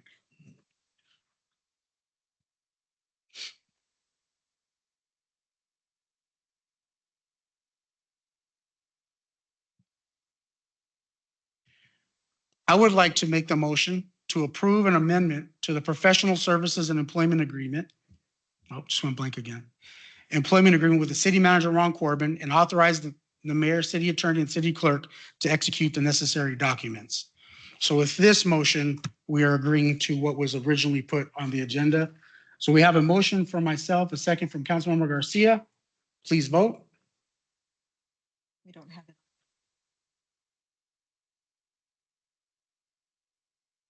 Item passes by 4-3.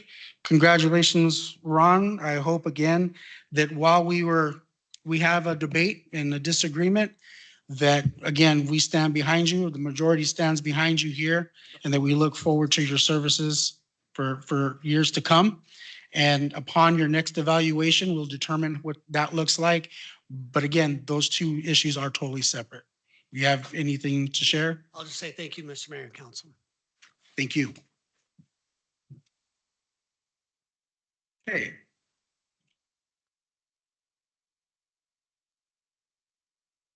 Item 5A, Ron, please.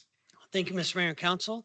Up next, we have resolution adoption of fiscal year 2027 tentative budget by your Finance Director, Renee Huevos. Good evening, Mayor, Vice Mayor, and Council.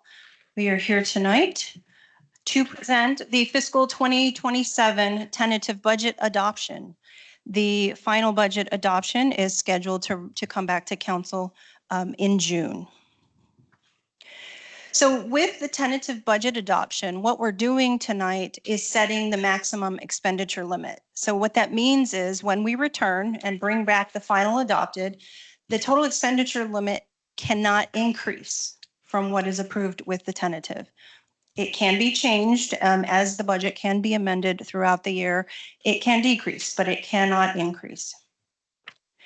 So in similar cadence with prior budget versions, we are presenting any changes since the last time the budget was presented to council. So we have a couple of changes that have been included in this tentative budget. The first of which is an increase to the lease expenses for the Southwest Family Advocacy Center to the amount of $102,000. We also had an increase to a CIP project for Dysart Water Line for $200,000. We had a change for intergovernmental agreements, which were moved to an intergovernmental agreement fund number. And we had continued to make carryover adjustments. That means as we continue to spend, what will be spent or what won't be spent this fiscal will be adjusted into fiscal 2027.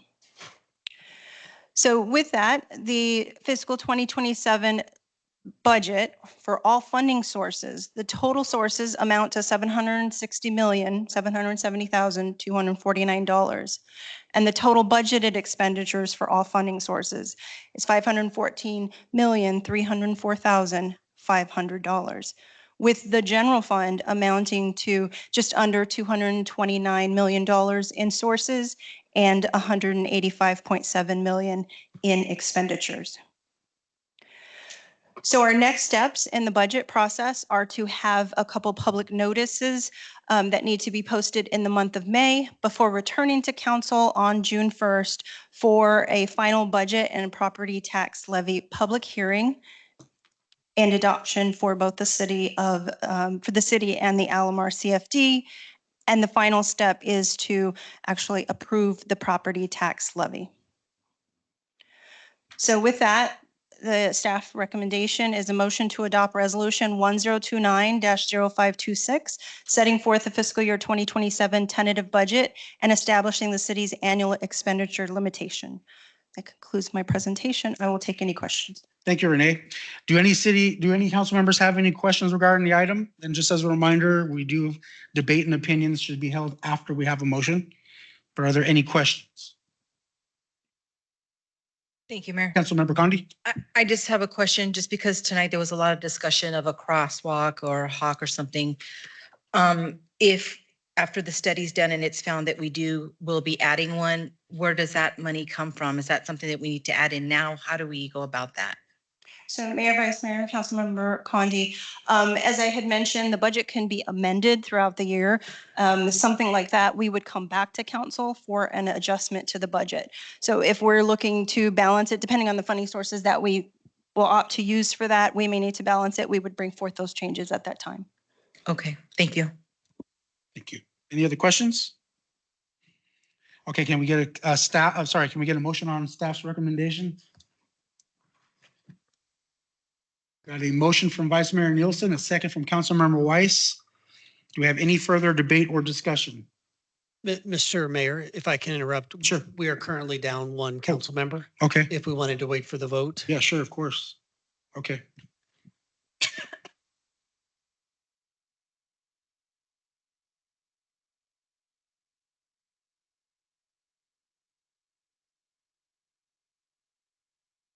Mr. Mayor, if you wanted, you could take a recess so everybody can step away for a few minutes and do whatever, or we can continue to wait a second for her to come back. But this is the tentative budget that sets our spending limit, so it's a pretty important vote.